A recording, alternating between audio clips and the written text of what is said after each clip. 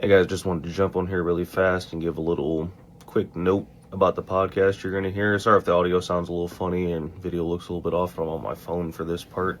When I was actually recording the podcast, or going to edit the podcast, I should say, the files got corrupted as I was transferring them. So Kyle's audio is going to sound a little bit weird. We had a lot of technical problems with this podcast. I do appreciate you guys being patient with me and not being too harsh and anything like that. But that's a work in progress. Files did get corrupted. I brought them back the best that I could. The quality on his audio is going to sound a little different. You'll be able to tell the difference between his and mine, but forgive me for that, and hopefully you still get some good information out of the pod. Hopefully you still enjoy it. Appreciate you guys. Have a good one.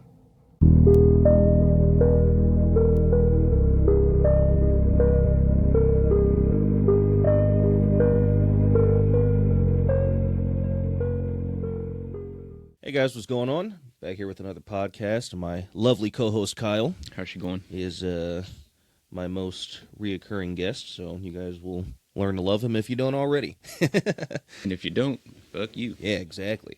No, but today we're talking about PsyOps, and not necessarily as they pertain to the military, but as the government and the media are using them against us today, and the way that they're having us believe certain things and certain narratives. So there are actually two definitions for the PsyOp. The actual PsyOp definition was military psychological operations, right? So they would use this to perform on foreign adversaries, and they would, convince people to stop fighting or upload propaganda to them so that they, turn against their government. It helps overthrow governments a little bit easier. Yeah, exactly. So it's kind of funny how all this kind of ties back in with the CIA thing. I mean, like the first episode we did with MK Ultra. Yeah, it's pretty much a psyop. That's what they were doing. They were trying to. They were learning how they could use that to implement that on other countries. Yeah, for like a psychological operation. Yeah. That's a huge connection. Like the fact that they do study new things they can use to create psyops, just so they can do essentially what they want to in those specific areas, or where, right. I'm trying to think of like a most recent psyop that I could think of, but I'm gonna cut that and let you continue on, because we got. I would say you already got something ready, grilled up. So. But yeah, no, it is interesting. Like they even were doing this. There's so much back from that time that we covered from MK Ultra 53 to 73. So much other shit that happened within there, not just MK Ultra. Like another one I was going to touch on later was Operation Mockingbird, which was the CIA, or at the time the OSS, their ploy to sway the media and get their guys into media to push certain narratives and agendas. And while the CIA has never directly came out and claimed that that's what they were doing, they never admit anything that they were doing. Yeah, of course. Why would you? Find out about it, but you do find out that there were influences and stuff by the CIA specifically for that. Just to add a little note to that, like, why would you admit that? It's like the same thing with, people thinking that the CIA had involvement with JFK assassination or the MLK assassination. Right. You think they're going to release documents that completely put them in the wrong? Like, no. Why would they do that? Yeah, that would make no sense. Like, just because shit can be declassified does not mean these people are going to be like, yeah, well, we killed him. Exactly. Why would you take blame? Right. No. Especially if people from that time are still alive, or people that could be implicated in that, because that's like their defense for everything. Even the Epstein stuff, where they wouldn't release all this stuff. It's like, well, people are still alive, and we don't want to implicate certain people they should be implicated. Fuck that. Yeah, what you mean? Yeah, like, oh, we don't want them to get in trouble. Huh? We do. You assassinate the president. I mean, you assassinate anybody. You kill anybody, you get in trouble for it. Yeah. So you don't want these people to face legality? Like, the whole justice system, they don't think should be ran through trial or nothing? Yeah. That's just mind-blowing to me. It's completely bullshit, and that's like what the big complaint for everything is like how the country will never really be able to flourish when there's a two-tier justice system. There's justice for people like us, and there's justice for people like them. Yeah, and they get off way easier. They make money off of people like us. They don't make... I mean, I'm sure they're getting paid, to like avoid having to go to trial for shit. Like, there's no doubt about it. There's a price for everything. Oh yeah, they pay people off. They have to be. Yeah. Mm-hmm. And for us guys, like, what it is for them is they're charging, like if we were to get incarcerated for just whatever bullshit, like you're gonna have to pay fees for how many days you stayed in there, all the legal fees that it costs. So it's like an insane amount of money. It's just like getting a speeding ticket. Like, Yeah. a lot of times this shit's just bullshit. Yeah, Like, it's like, oh, they're here's just using you $500. for a reason to make money for their program. And they have, like, quotas they have to meet. If they don't get enough tickets given out, like the Detroit police, I know for a fact, they will do a sting operation for about a week and crack down on anybody going over, like, 5 miles an hour is the speed limit, just so they can make their quota and get enough money for what they're supposed to be getting. And shit's like, it's so ridiculous, too. Like, something petty like speeding. I'm going 2 miles per hour over. Am I hurting anybody? Yeah. Like, I haven't killed anyone. I legitimately know somebody got pulled over for that at East Point. There's some kid I went to school with, and it was while we were in school. He had his car early. They pulled him over for going 3 over on 9 Mile. Like, bro. Like, you're Gave him the literally ticket. Literally wasting said my over time 3 and miles yours. per hour over the speed limit. I'm like, that's just That crazy. shit to is me. ridiculous. It's like, okay, I'd get it if I'm going 15, 20 over. In Yeah, like no, there's a a threshold where it's like, all right, I understand. I was fucked up. But I mean, even like on the freeway, like I think getting pulled over on the freeway is the dumbest shit ever. Like even if I am going 90, I'm gonna slow down if I see a car. Now, Yeah. if you see me weaving in and out of cars, over That and type over, of shit is yeah, it's that's reckless crazy. driving. But if there's nobody in front of me, bro, and I'm going 95 miles per hour, and it's just Doesn't open matter. road Yeah. forever, who My tire cares? blows out at 90 is going to be the same thing if it blows out at 75. Yeah, Like, yeah. it's not. I'm fucked regardless. Like I'm gonna crash. Yeah. But yeah. So, to actually define a PsyOp, I'll give both definitions, the non-military and the military. I'll start with the military definition first. So, psychological operation, or PsyOp, is a U.S. military Department of Defense initiative designed to influence the emotions, motives, and behavior of foreign audiences, including governments, groups, and individuals in support of military objectives. The definition for non-military is pretty similar, and they're pretty much the exact same definition. It's just not for the purpose of a military operation. So the non-military definition is the strategic use of information, propaganda, or deceptive communication to influence the emotions, attitudes, and behaviors of targeted populations, organizations, or foreign audiences to achieve specific political, social, or economic objectives.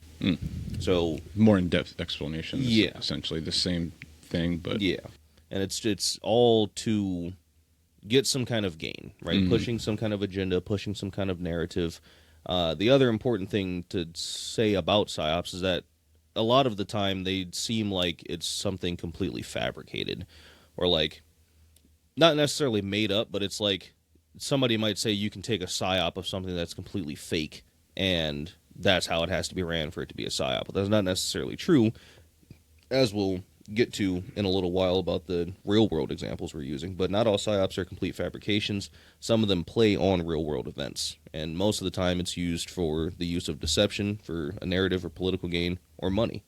And I think what we were talking in the last pod we did about how much like bullshit happens because of money, and how money just runs everything that happens today. So it's yeah, there's some, and like people, then that's where you get the whole fighting between that, because some people might be like, no, this is a real thing, it happened, it's not a PsyOp. And it's like, that doesn't mean it's not a PsyOp. yeah. That doesn't mean somebody was not trying to deceive you, right? Like the first example we're going to get into is COVID. COVID happened. People definitely died during COVID. I know people that died. I know people that got sick. I caught the shit 4 times. There's a lot of shit within it that is used to deceive, to push the agenda for Big Pharma to make more money. And Anthony Fauci. Oh, 100%. Yeah. So it's like, It is something real that existed. Yes. But how it was dealt with and how it was used to generate such amount of money for these. I completely forgot to mute my phone. Sorry. Go ahead. How it was just used to generate so much money for these pharmaceutical companies, and a lot of the lying that they did about the data and just not using certain data, like.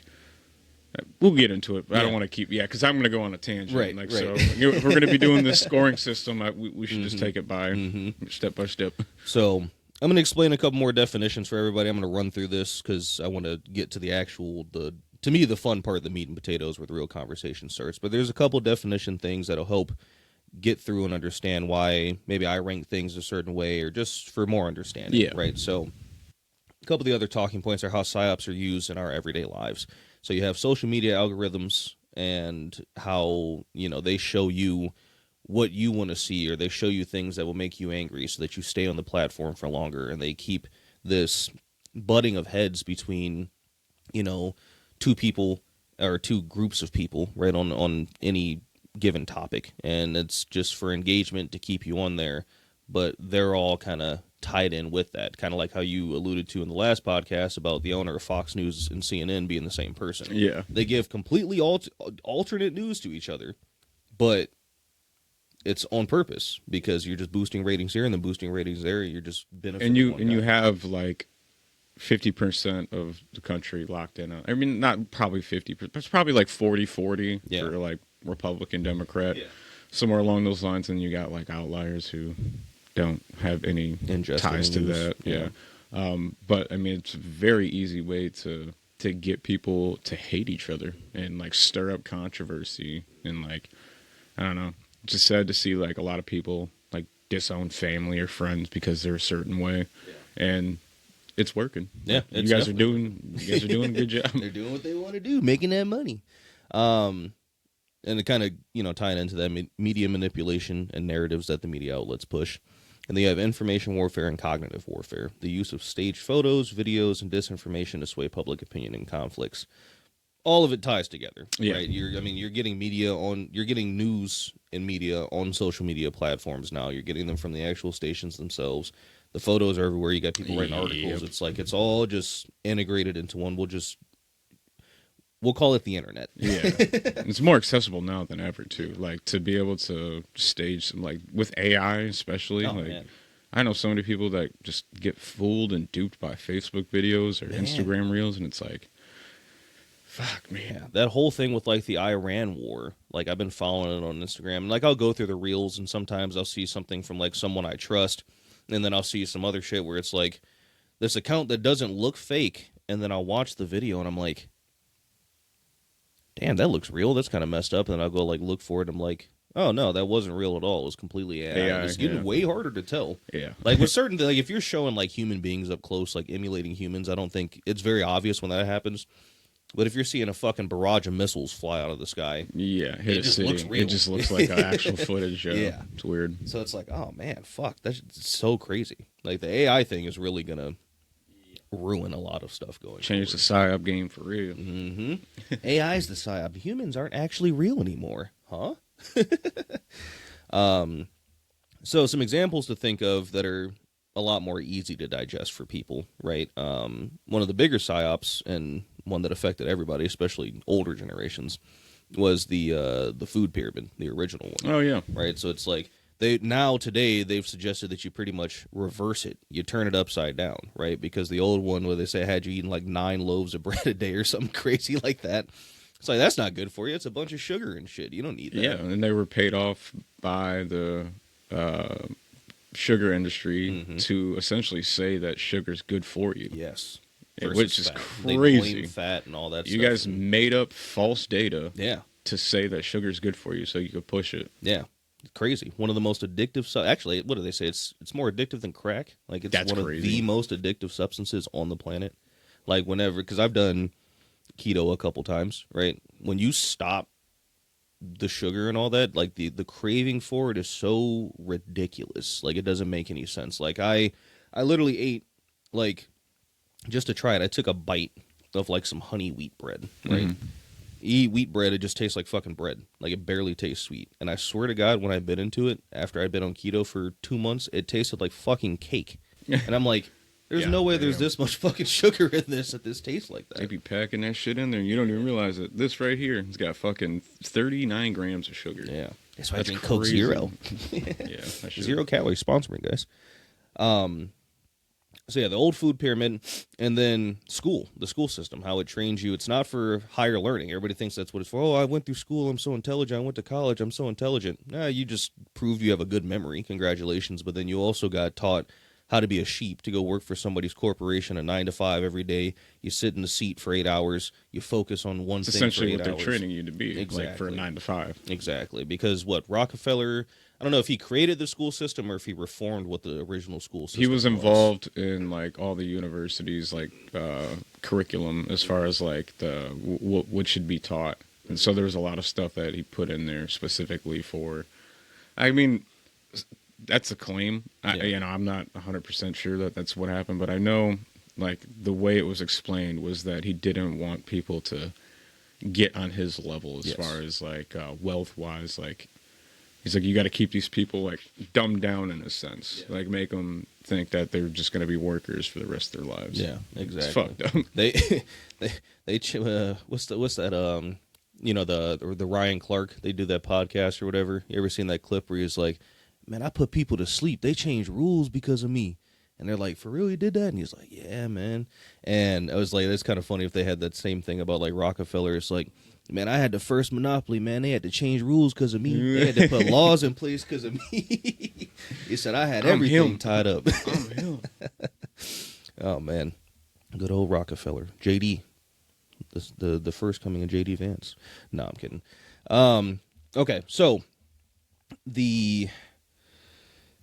trying to think how I want to phrase this part. I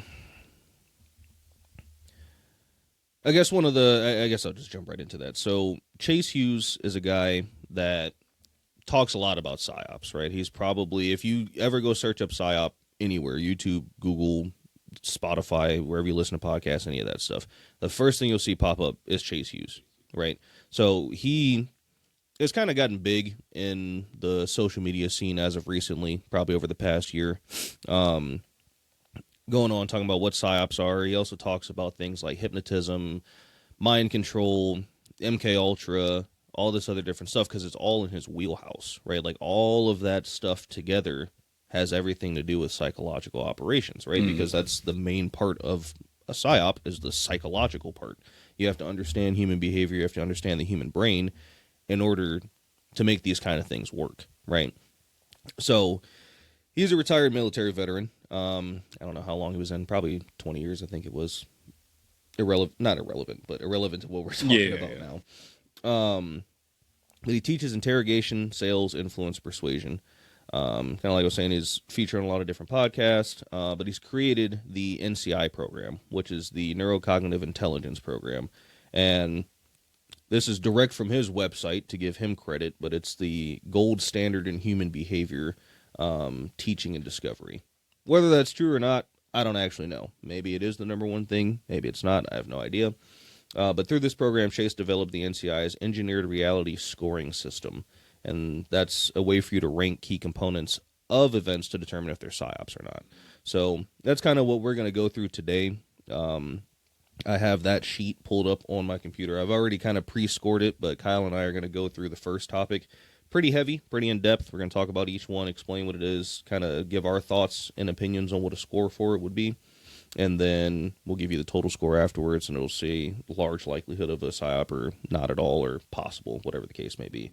The second one we do, we're going to go through kind of quick, because it is like 20 topics and questions for it. So it can take a while, especially when we talk about it. But the first one we're doing real close, not to spoil it, at least for my pre-going through it, it's like real close to being outside of an obvious one, but it did actually score obviously a PsyOp. The second one we did, without a doubt, from what I analyzed, it's definitely a PsyOp. But we'll get to go through that. And I will throw up the link for these pages so that people can access them if they want to do it themselves or redo it.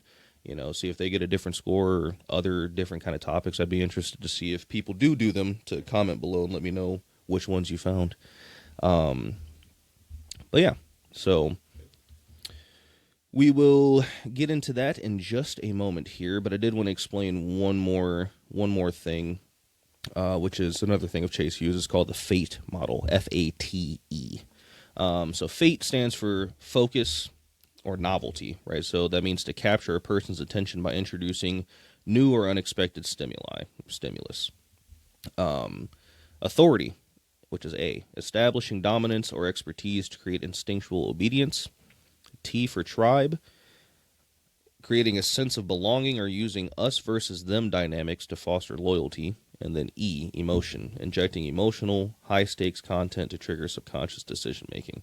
This is the model he's come up with that details the way in which humans are compelled into compliance, persuasion, and influence. So it's kind of a simplistic way to tell how psychological operations actually work for people. Gotcha. In any case, too, because like he uses the tactics they'll use for it. Yeah, exactly. He uses it for all things, not even just PsyOps. You know what I mean? Like sales, interrogation tactics, anything like that. Yeah. So it's a good model for understanding the psyche of a person. And another big thing that he always says that I completely agree with, and I'm sure a lot of you will, but talking in terms of people trying to push narratives to you, everybody has the ability to push a narrative, right? Because it's freedom of speech. People should be able to say whatever the fuck they want to say, whether it be true or not. I am a free speech purist. I don't believe in the hate speech bullshit. I don't, whatever. It's just words. You'll be okay.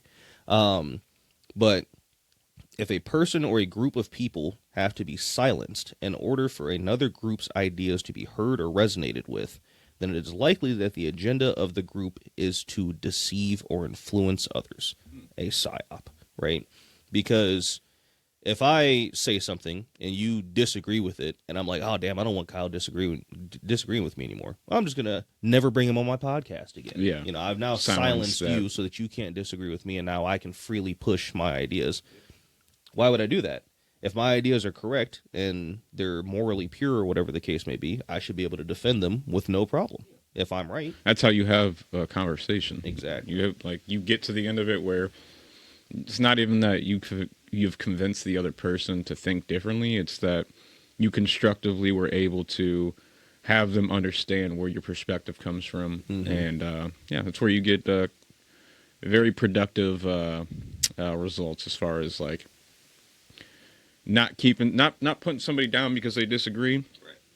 Because I feel like that's one of the worst things you could do is silence somebody. Mm-hmm. Because then it's going to feed in even more to like, oh, okay, like I must be right then if they're trying to silence me. Right. It's like with Flat Earth. Like you don't want to keep them silent, but like you also want to be able to constructively tell them like, hey, this isn't real. Like let's go through the thing. Yeah. And I think everybody should have a right to talk about what they believe in. Yeah. And the only way you're going to ever be able to change someone's mind on something like that is to constructively talk with them. And show them. Because the second you start shutting them down, then not only do they think they're right more, but they might double down on it. You know, they get resentful, all this other stuff. I think that's what caused such a big rise in people like, you know, Nick Fuentes and Candace Owens and, you know, back in the day, Ben Shapiro, Jordan Peterson, all these people, they were being silenced and criticized so heavily, not invited everywhere. They're like, oh, why are you platforming these people, so on and so forth.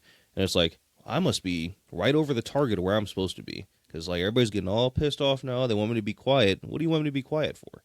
And me speaking isn't actually hurting you. Me bringing attention to something isn't hurting you if you didn't actually do anything wrong. If you can't prove that you didn't, for example, go to the Epstein Island with the kids, then you probably went, you know? But why not have the conversation? Why not show me that what you're saying is true? Oh, you can't? Well, it's probably because you're lying, right? So the having of those conversations is so important, and people that try and get out of conversations like that are the ones doing the censoring. You're a problem. Yeah. For sure, a big problem. You're guilty, you know, of something, you know, or self-conscious about something. I don't know what trying to put silence on someone, for talking about something that's extremely important. Yeah, super weird. Definitely some weird shit going on with that. Okay, so the first sheet that we will be going through, I might be able to find a way to like actually show this on the camera afterwards. Yeah, for them to like scroll through. I guess I could just do like pictures of each thing and then display it up that way. We'll chop it up like that so you guys can see and follow along too. But the first topic we're going to cover is COVID-19.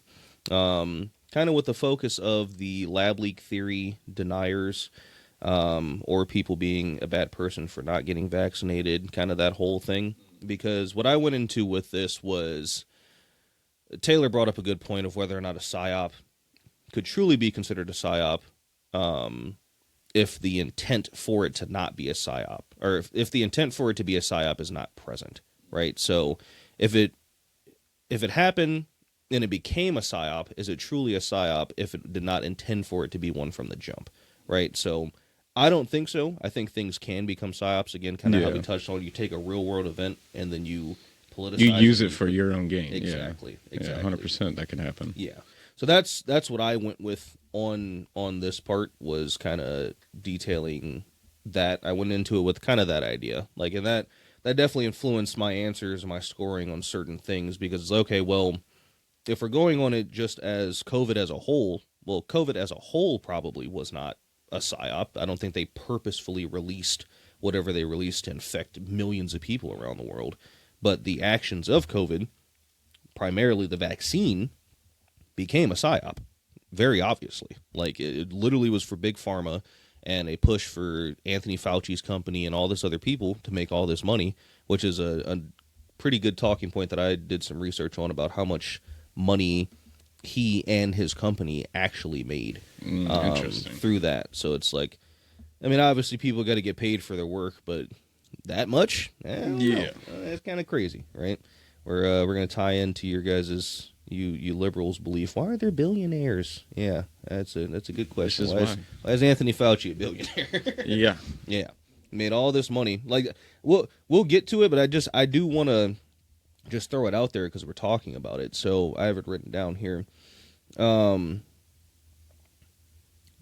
His household net worth in 2020 was at $7.2 million, and it rose up to $12.6 million by the end of 2021. So within a year, pretty much. This motherfucker damn near doubled his net worth. Yes, he grew that much money. And then his company, the NIAID,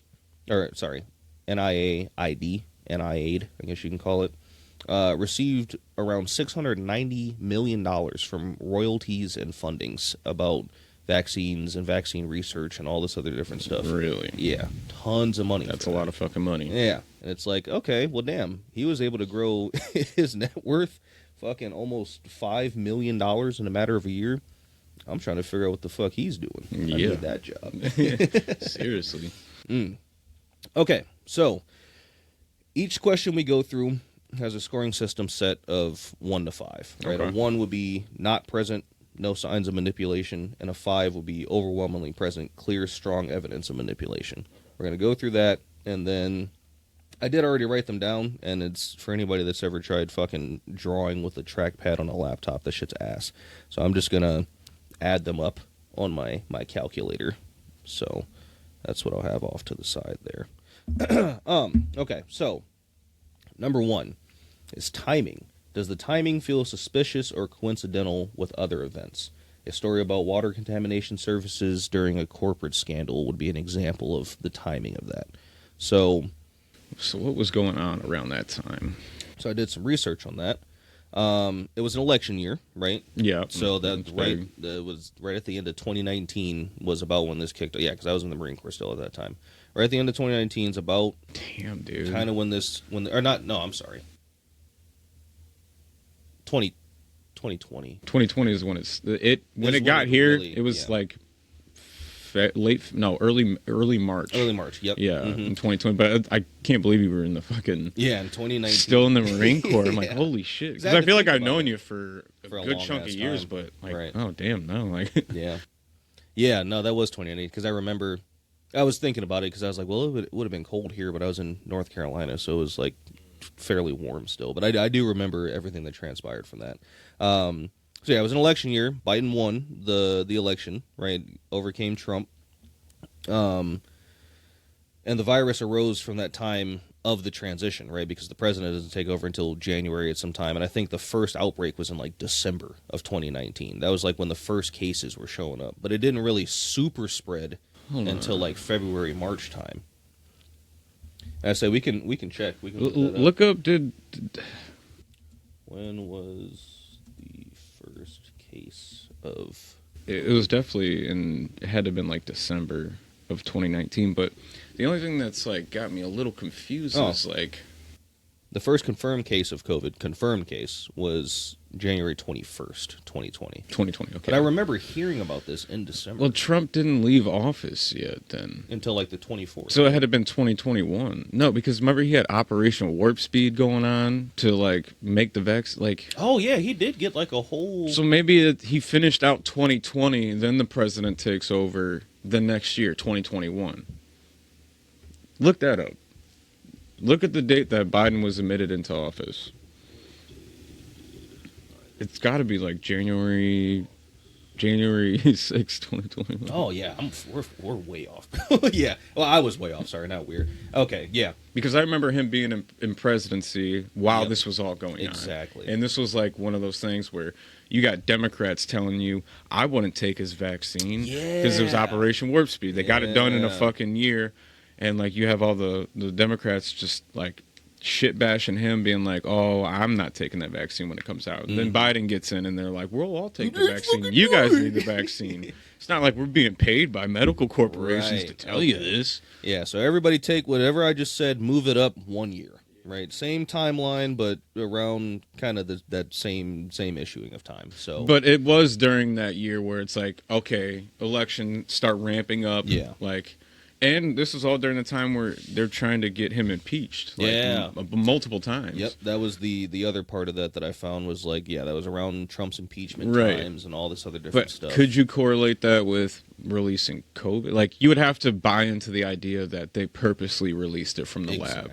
Yeah, so that's why I put a 3, right? I put... There's some stuff going on, but it's like not blatantly obvious. Exactly, and that's what I was kind of getting into about the whole idea of the intent of it. Yeah, I don't think they intentionally released COVID to distract from all of this stuff. Yeah, right. But once it did happen, it was like, okay, we can use this to our advantage. Exactly. Yeah, exactly. So I put a 3 for that, kind of right in the middle. Yeah, I feel like that's good. Emotional manipulation. Does it provoke fear, outrage, or guilt without solid evidence? So, I feel like... I don't agree with the number that I wrote down. I'll hear what you I was going to say, I feel like it definitely did. So, the things that they would make us do during COVID, like, I remember at one point there was a curfew that we had here. Yeah. We could not leave our house at a certain time because a curfew had been implemented. And if you were caught out driving during that time, you would get like a ticket, which to sit there and tell people they can't leave their houses because a virus is out there makes absolutely zero sense. Yeah, like 8:59, the virus is dormant. It just at 9 o'clock, the virus is rampant and it's killing people. At night, the virus is way more likely to get your ass. Yeah, and just like just the fear-based ideas they would tell you to do, like using masks. Like most of the masks that people had on were not N95, so you're not going to be able to prevent that from even getting in. But people would tell you to wear this bullshit plastic mask that was probably made in Malaysia on the floor of some empty-ass, dirty-ass fucking lot. Like, that was crazy to me because it's like, that isn't doing or protecting you whatsoever. But they enforced these things, and they made you feel like, there's so much emotional distress that they caused through the things that they were telling us. Yeah. Like, liquor stores can stay open, but fucking you can't go. Like, all these other businesses had to close down. You got politicians doing things on their own accord, and like Gavin Newsom having a huge giant party in the middle of COVID. Yeah. Well, he's got all these restaurants shut down.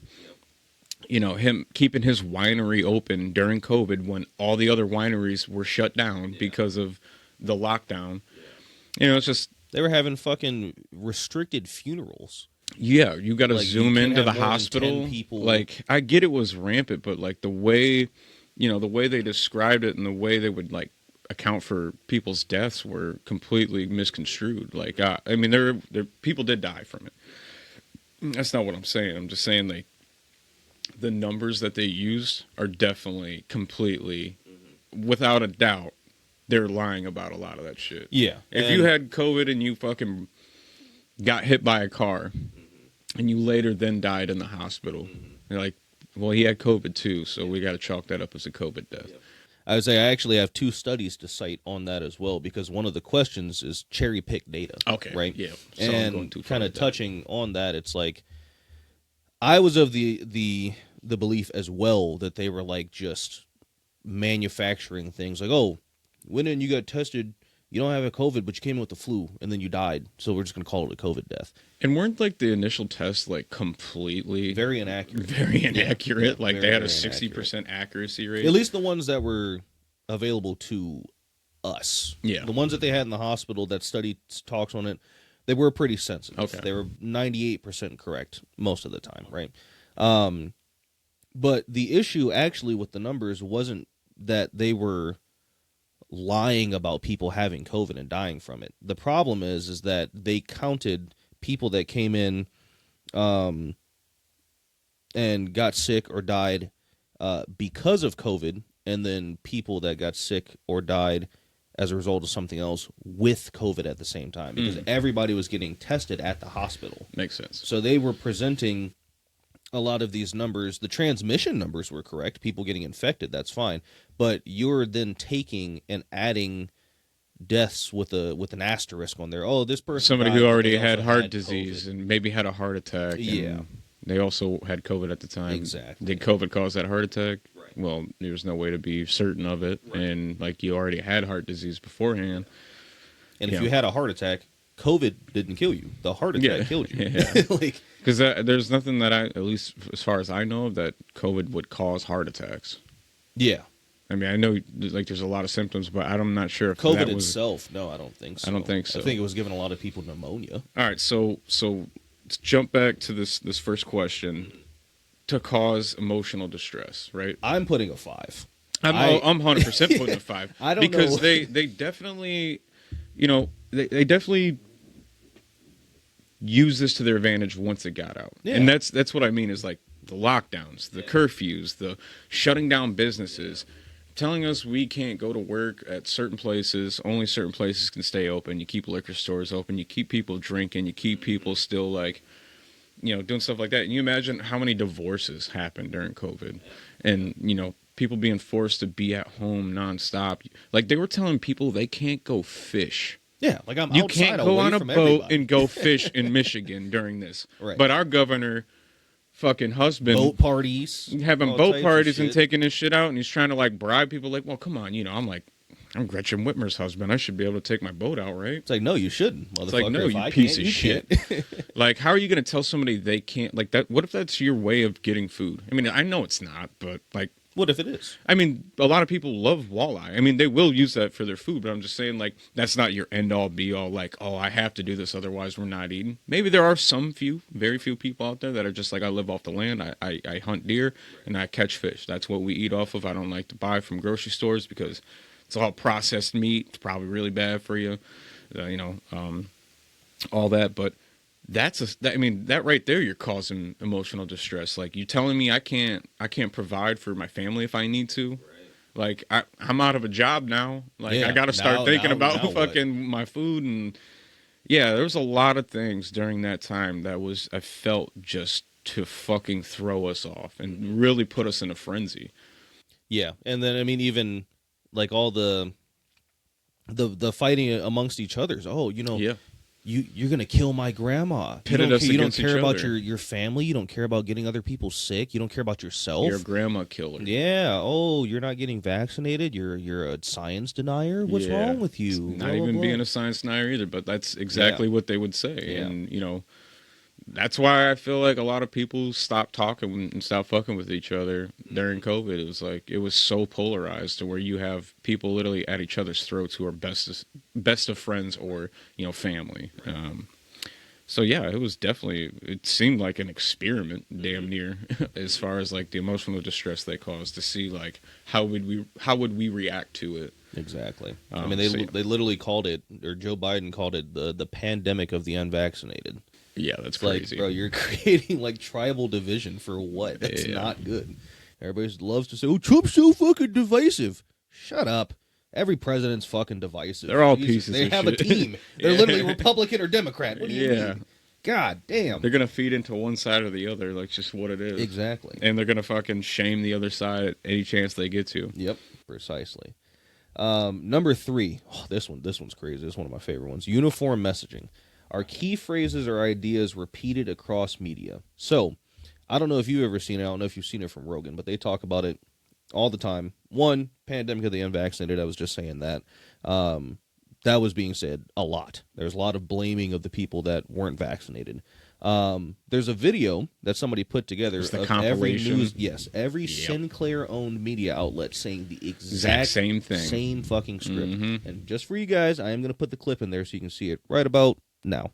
The sharing of biased and false news has become all too common on social media. More alarming, some media outlets publish things simply aren't true without checking facts first. Unfortunately, some members of the media use their platforms to push their own personal bias and agenda to control exactly what people think. And this is extremely dangerous to our democracy.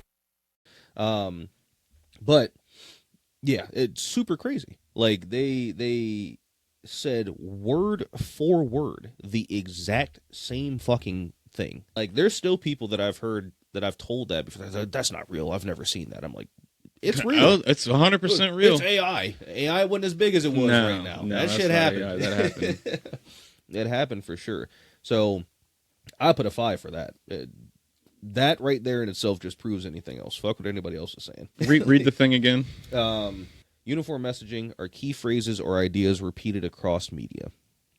Would like Pfizer being a sponsor for every show be considered something like that? I would think so. Like on Jimmy Fallon or Jimmy Kimmel, every fucking commercial, or even at the end, just like sponsored by Pfizer, da da da da da, like pushing these ideas, or not ideas, but pushing this vaccine so heavily, which was okay. I would think so. Yeah, I'm gonna give that a 5 too, because that feels like, without a doubt, they have like, it's almost like a set thing. Like, so I wonder, like, with all these local, like a Fox 2 News or Fox Channel 5, Fox, whatever, are they all under the umbrella of the big corporations like actual Fox News or actual CNN? I would imagine so. Or maybe it's like, what do they call that?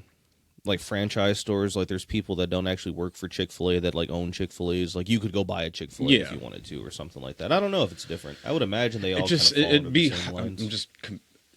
How do so many people come to the same exact reference on, like, in that compilation? I mean, that shit is just insane. The exact same thing. It's like, I mean, no different at all. Sounds like they were force fed a script that they had to go along with, or at least say. And so, it makes me wonder if like that's like something that comes from higher ups. Like, hey, we want you to touch on this story. We already have like essentially what we want you to say, and because like local news stations, are they? That's my question: is are they under that umbrella, over like owned by a corporation? They gotta be. They gotta be. I would imagine so. Missing information. Are alternative views or critical details excluded? So I'll read what I found and researched for this. So this was okay. So what we just talked about all the hospitals conflating numbers and all that, I used that for this example, and I used it for the cherry pick data example too. But yeah, so I'm gonna put the names of those studies in there. I will say truthfully up front that I did not read the entire fucking study. I uploaded it into AI. I had to summarize it for me. So AI is good for some shit, you know. Not enough time in the day. It's long as fuck, just to say the least. And I didn't find or feel that it was instrumental enough to this conversation to be like, I know the study inside and out. It's like everybody has heard about this. It's very obvious. But I will put those studies down in the descriptions below if anybody actually does want to read them for sure. Yeah, so I mean, we already touched on that one for sure, the missing information. I did put a 4.5 out of 5 because it was more so that it was cherry picked and that certain things weren't being told. It's not like they weren't presenting the data. It was there every fucking day. You know, it's death toll, transmission toll. This is how many people in your area are catching. This is how many people you died. Blah, blah, blah. It wasn't like they weren't telling us. Yeah, it was very much. It's just very misconstrued. Yeah, it was misconstrued. That, and I would say a lot of like the missing information about that has to deal with like the lab leak. You know, where it came from. Oh yeah. You know, just leaving those important details out until eventually it did come out. So, yeah, 4.5 seems good with that. I'm good with that. Perfect. Simplistic narratives. Is the story reduced to good versus evil framework? Yes. To simply put it, vaccinated versus unvaccinated, good versus evil. The vaccine was a good thing to do for the betterment of yourself and for everyone else, even though the Congress or committee in Congress literally released a 500-page framework in 2024 stating the findings of post-action report of COVID that masks were ineffective. Yep. Unlike they would pushed the entire time, which they had to have known by then. Yeah. I mean, it's clearly they've known from they had to have known. A virus, like a mask like that's only going to protect you against something way smaller than a virus. Right. So I don't know what would be like. Let me double check on this. Even then, it's like I remember when I was vaping at the time, and I would put my mask on, and then I'd hit my vape through the fucking mask, yeah. and then blow it out the mask. Tell and me, I'm like, yeah. I can see this shit, so it has to be bigger than what the COVID fucking particles are. Yeah. So if this is getting in and out, how the fuck is the COVID not? Yeah, 100%. And I don't know where this stupid shit. Yeah, and that's what the huge thing was. It was like, no, actually, N95s are the only mask that's going to work. N95s and something better, like anything better than that. But there's like a thing in the N95, that when stuff goes through it, like it kills it off or it prevents it from getting through. Right. So that was just the biggest fucking lie, and you made people feel like shit for not having a mask to go into a store. And I wore my mask pretty much every time. Anytime I had to go somewhere, I put my mask on like a good little boy, and guess what? I still fucking got COVID 3 fucking times. So what the fuck? Clearly it's because you didn't get vaccinated. No, fuck you, because they said it in the Congress report too that it did not stop transmission and it did not cure the fucking virus. They said that from the get-go. From the get-go when that vaccine came out, they were saying, they were pushing the idea that you won't get it. Yeah. And then it was like when they were confronted about it, we're like, no, well, it's not that you can't get it. Yeah. It's just that it's going to help you fight it. Yeah. It's like, well, no, that's completely different than what the fuck you said, right? And what you were pushing. So I'm a grandma killer because I didn't get a vaccine that's going to only help me. Right. Like, no, that doesn't make any fucking sense. Right. Grandma go get the vaccine. Yeah. If she needs so it, she can be okay. Yeah. I'm not doing anything wrong by not getting it because it's still as contagious if I have the vaccine or not. Right. Like, it's still going to be passed around. You guys. And another thing, too, about that is like, well, if it was a straight-up vaccine and it did prevent you from ever getting COVID, what the fuck are you worried about other people for? Right. You're good. You're set. Exactly. How are you even, like, how is this even a fucking idea or topic that got discussed? Exactly. Like, common sense, and just saying that out loud. How do you not hear how stupid you fucking sound? Mm-hmm. And I'm sorry, I'm getting heated because I had to deal with so many people just, like, coming after me, and it's like, dude, I'm sorry, I don't want to be part of an experiment. Yeah.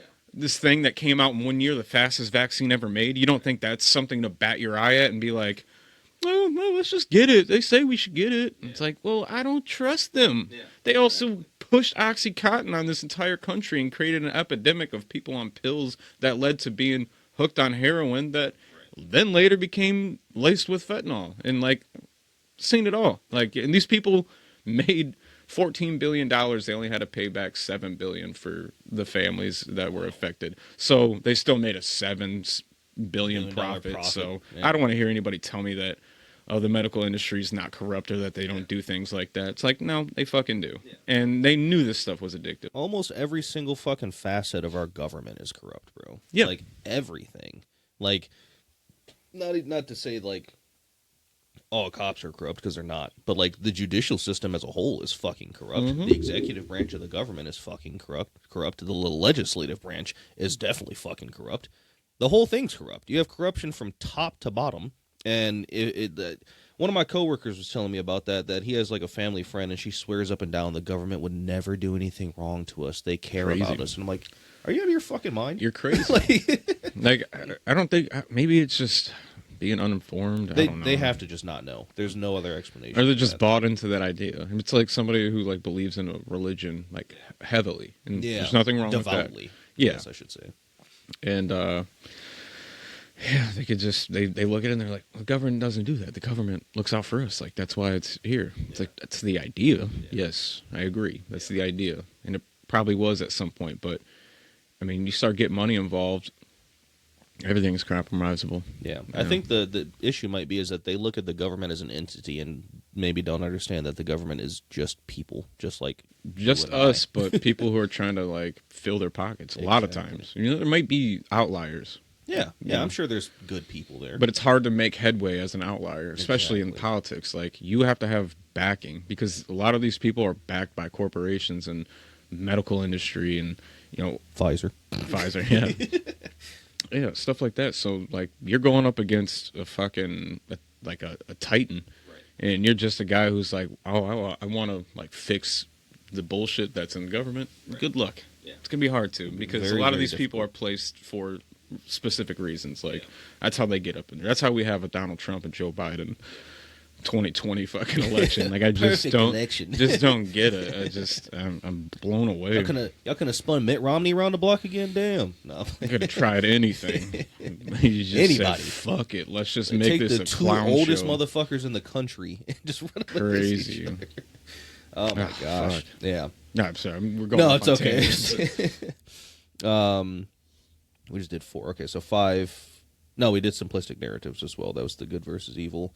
Tribal division, I put 5 as well, and we can use the exact same arguments that we just used on the last one. Vaccinated versus unvaccinated, pandemic of the unvaccinated people, grandma killers versus people that aren't, science deniers, or anti-vaxxers, all the very much tribal. Just because you didn't want a vaccine, you were an anti-vaxxer. Yeah. It's like, no. It's like, it's weird because I've taken every other vaccine I've had to take, so clearly I'm not. Clearly I did not. Yeah. So yeah, I put the same for that. That's another 5 for sure.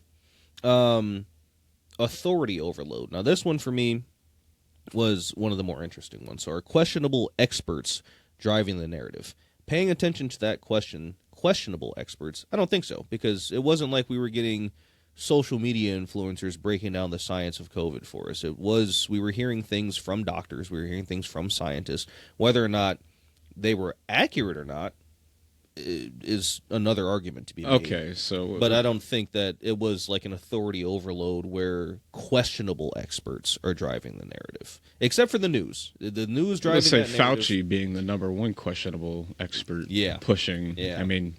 Yeah, you know, you might be right. I might have to change the number. Well, I mean, but he's not... Well, we could talk about it. We ain't got to give the number just yet because it may not be as high as the other ones that we've been doing. Questionable in the sense of, like, regardless how we feel about Anthony Fauci, he is a smart scientist. Yeah, you know.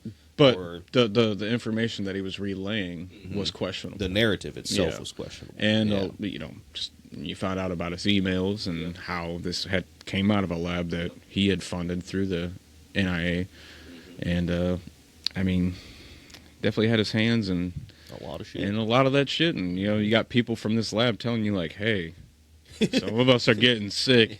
And you try to spin a narrative to say, like, hey, we're not... Because I went through these emails and read some of them. And I read one of the ones where it specifically talked about, like, hey, like, we got a couple people sick here. Like, we think, like, something might be happening. And this is in November of 2019. Yeah, before everything hit. Yeah. And that's exactly that lab where those people were saying that is in Wuhan, China. Right. And they were studying novel coronaviruses for gain-of-function research. All legitimate. This is not like... speculation at all. This is not me just fucking throwing some conspiracy theory out there. This is real stuff. You can go and look it up and read these emails for yourself. You can track the money that was paid from the NIH to... I said NIA earlier. Yeah. It's the NIH. I want to correct that. Where the NIH, who he was the head and director of at the time, paid a huge lump sum of money for these people to gain-of-function research novel coronaviruses. That's real. And, they try to hide it. And you were called a racist for believing that. You were called racist for believing that, but you weren't called a racist for thinking these motherfuckers were eating bats. Right. Like How the fuck does that make sense? It's like saying, like, they were eating dogs and cats and being like, Yeah, well, that's like- why it fucking happened. Like, Right. that don't sound racist to you? That sounds pretty fucking racist. But no, it leaked out of a lab. That makes you more of a Yeah. racist, I guess. How can you blame China? Yeah. Don't call it the Kung Flu. Well, that's the thing too. Is like I don't even think it was a Chinese lab. I think it was a U.S. lab. Yes. in In Wuhan. China. Yeah, Yeah. So how? My question too: how the fuck did that ever happen? China just let us have a fucking research lab I mean, there? they must. There's like the whole thing about all these Chinese companies buying up like farmland in and around like In America, yeah. nuclear sites and like data centers and all this other different stuff. So Very strange. that was kind of the whole thing about everything. And this is another tangent, but the government, the division in the government being there just for show and games. I would probably think it's the same way about the division of China and the U.S., the division of Russia and the U.S., and all this other different stuff. These guys all know that if they wanted to, they could just destroy the entire fucking world. Everybody has nukes, and all these guys have these huge egos and tempers, and nobody ever does anything crazy. Well, it's because they don't actually want to. One, they're probably scared because they don't want to kill the entire planet, and two, Yeah. they probably like each other. Yeah. They're all politicians. They all know what the deal is. Yeah. They know what the game Yeah, is. say, man, we run in this game. We took over the I world. don't hate bro. the player, hate the game. Right, exactly. So it's like, yeah, they knew what the fuck was going on. You know, All right, so read that off again. I just want to hear again Yeah. clarification. authority overload are questionable experts driving the narrative.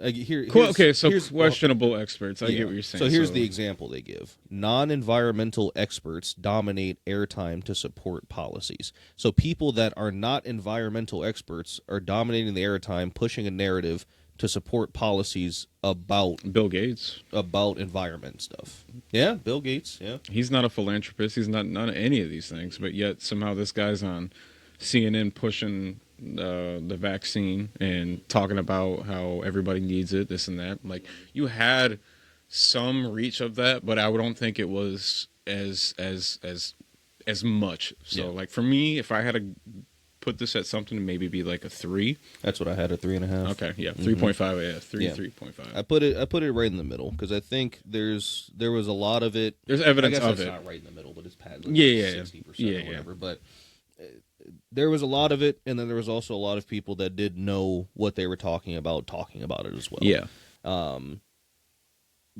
But everybody was driving the same fucking narrative. It's like, oh, we all need to get vaccinated. You have to. Well, then you got also like non-experts on CNN sitting there telling people that Joe Rogan is a fucking horse dewormer. He took horse dewormer. Yeah. And you guys like willingly said that on your program, knowing that that's a lie. Like And they made Robert Malone, the inventor of mRNA technology, The out guy to be a who- fucking whack job. yeah, the guy who created this literally created the patent for you guys to make this vaccine, Right. That Well, has he doesn't know RNA. what he's in it. talking about. Yeah, and I don't know the specifics of that vaccine as far as like what data they have released about it, but I know like about some of the blood clots that people have gotten from Kids having heart attacks, like Yeah, it's healthy sport playing children in high school. It's just wild shit to sit there and ignore at a time where like most people were kind of forced to do it. Like a lot of people couldn't go back to work Right, if they didn't if have they that. didn't have a You had to get a vaccine. vaccine card to go to a fucking concert. to Come on, fly, man. To do Come on, man. anything. Yeah. Like, what is this? Shit's This crazy. ain't a psyop. Then I don't know what it is. Like, Yeah, you know what? Matter of fact, we're not even going to do the rest of it. It's a fucking psyop. I'll tell you the score right now. No, I'm kidding. oh, It's shit. fucking obvious. And all of you know it is. And any of you that are still denying that it is, fuck you. That's all I got to say. It was something that was definitely made into a psyop to gauge how much control like these people have over us, and it was used to make tons of fucking So much money. Yeah, so much money. Yeah. God. So Okay. next question. Call for urgent action. Does it demand immediate decisions without reflection? Yeah, I put a 4 for that. That's it wasn't good. a 5. I wouldn't put it 5, but Yeah. definitely 4 for Because, sure. like, if it was immediate urgent action, then everybody would just have a vaccine. I didn't get vaccinated. no, so I it didn't. must Either. have We not still been had that damn urgent. somewhat of a choice. Yeah, exactly. So I put a 4 for that. Yeah, it's good. Overuse of novelty. This one is blatant, right? So novelty is just something that's new. Literally was called the fucking novel coronavirus. So there's one. too, but anytime you put on the news, you're constantly getting the death tolls pushed in your face, the percentages of people that are We've dying. not reached 1 million. Yeah, exactly. Highest in all of the world. How many people in your county are catching this, so on and so forth. It's constant. Every hour of the day, 24 hours a day, you were having it put in your face. That's straight novelty forever. Flying overseas, there was people like UFC fighters that had to wait 2 weeks in quarantine before they could go back to their families. Yeah. Like, what the fuck are we doing? Crazy. That's insane to me. Yeah. And it's like it had gotten so big, you weren't going to be able to stop it. And like, that should be apparent by now anyways. People are still catching fucking COVID, you know? There's tons of people that aren't vaccinated. You're not hearing about all this death and shit all the time from it now. Why would that be? Because you adapt to it. Yeah. Unfortunately, and I'm not... That's why the flu changes every year. Exactly. Because it's trying to... How many people die from the flu every year? Well, we don't know during these times. Right, yeah, now. Those weren't accounted for. Fucking skewed. Those weren't accounted for, and they didn't... Yeah, I mean, that's a fucking huge one, dude. I'm curious about that. Pre-2020... 800,000 a year. How many people... That's what I'm guessing. ...died per year from the flu?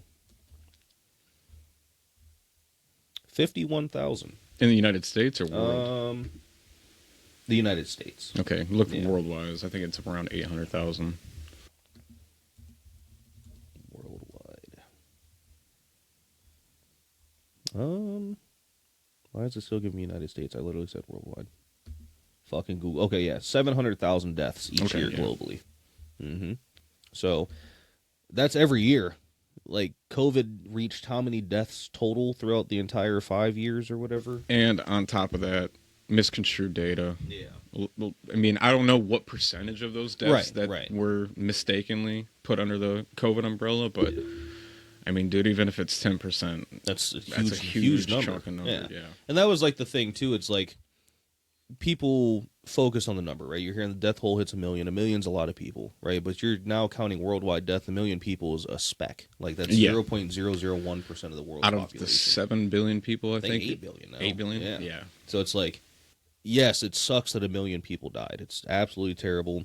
If you could have those people back, you'd love to have them back, right? But it's like, it wasn't affecting everyone. I mean, even the toll in the United States wasn't anywhere near 1%. And then what was the percentage of people that had died that had like 3 or more comorbidities? Yeah, that's one that Rogan says all the time. I forget what the percentage is. I feel like it was 97% of the people who died had, or 95, in the 90s, of people who had more than 3 comorbidities. So that's why he was getting so much shit, because he's like, look at me, guys. Like, I'm being healthy. He's like, I'm healthy. You. Why don't you get healthy? Yeah. Stop fucking drinking. But meanwhile, fast food, all this shit's still allowed. But, you know, fast food and liquor stores are cool. Right.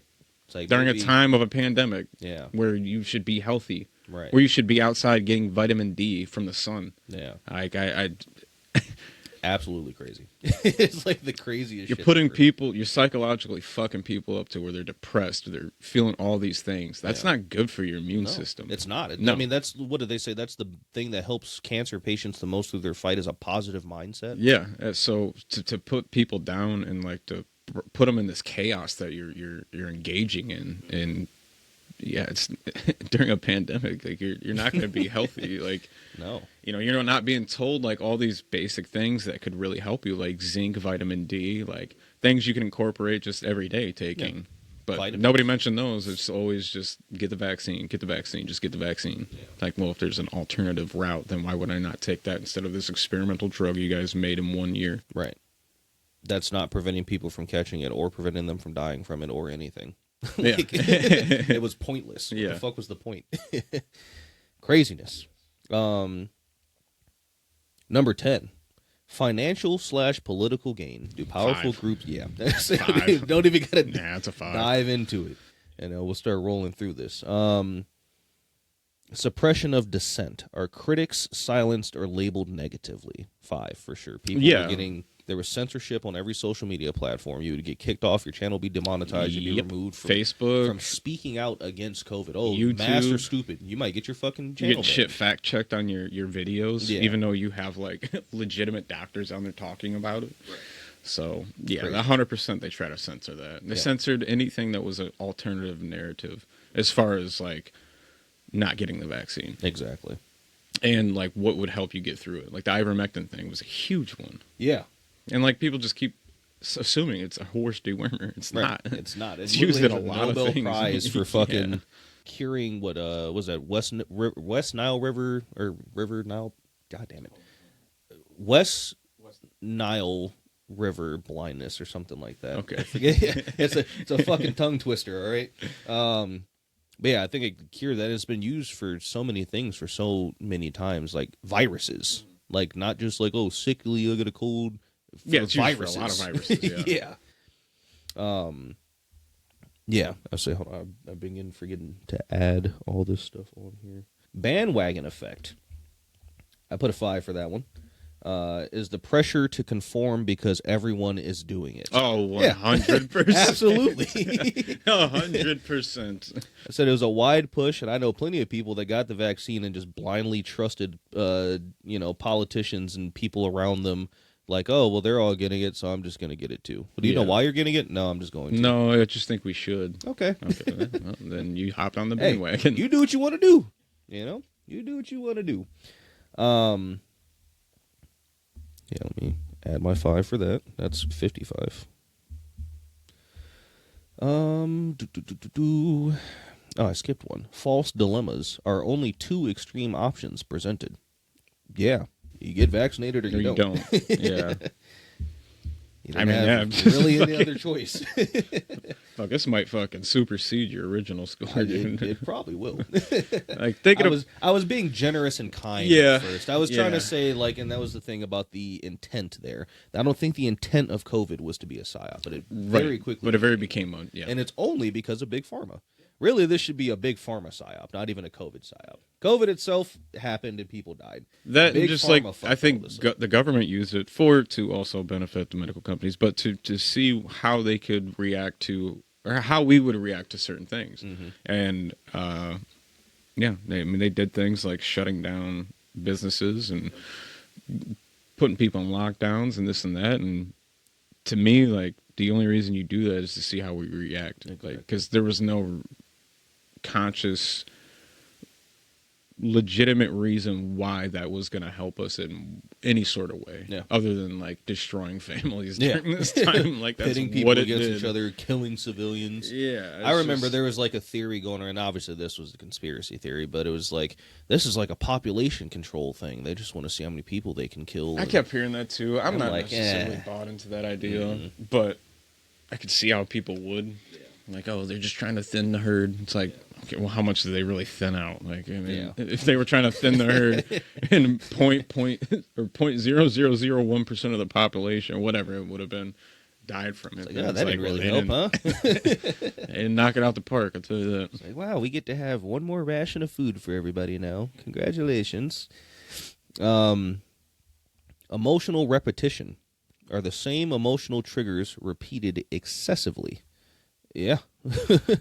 Emotional repetition, as mentioned before, relating to death tolls, pandering to get people to get vaccinated out of safety concerns for their loved ones. Yep. What, you don't hate, you don't love everybody, you hate the kids, you want everybody to die. What's wrong with you? All you heard, oh, you're stupid if you don't get vaccinated, yada, yada, yada. And then just like praising you up to be a good person if you did. Mm-hmm.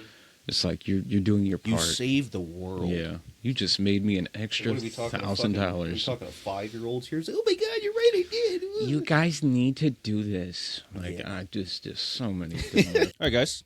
Quick bathroom break there. Wasn't actually a bathroom break. We just had to replace the battery died on the GoPro. But, all right, so yeah, we're back for number 15, cherry pick data. We kind of touched on this one earlier in the beginning about certain data from that being skewed. I did end up putting a 4 for this one, just because our statistics presented selectively or out of context.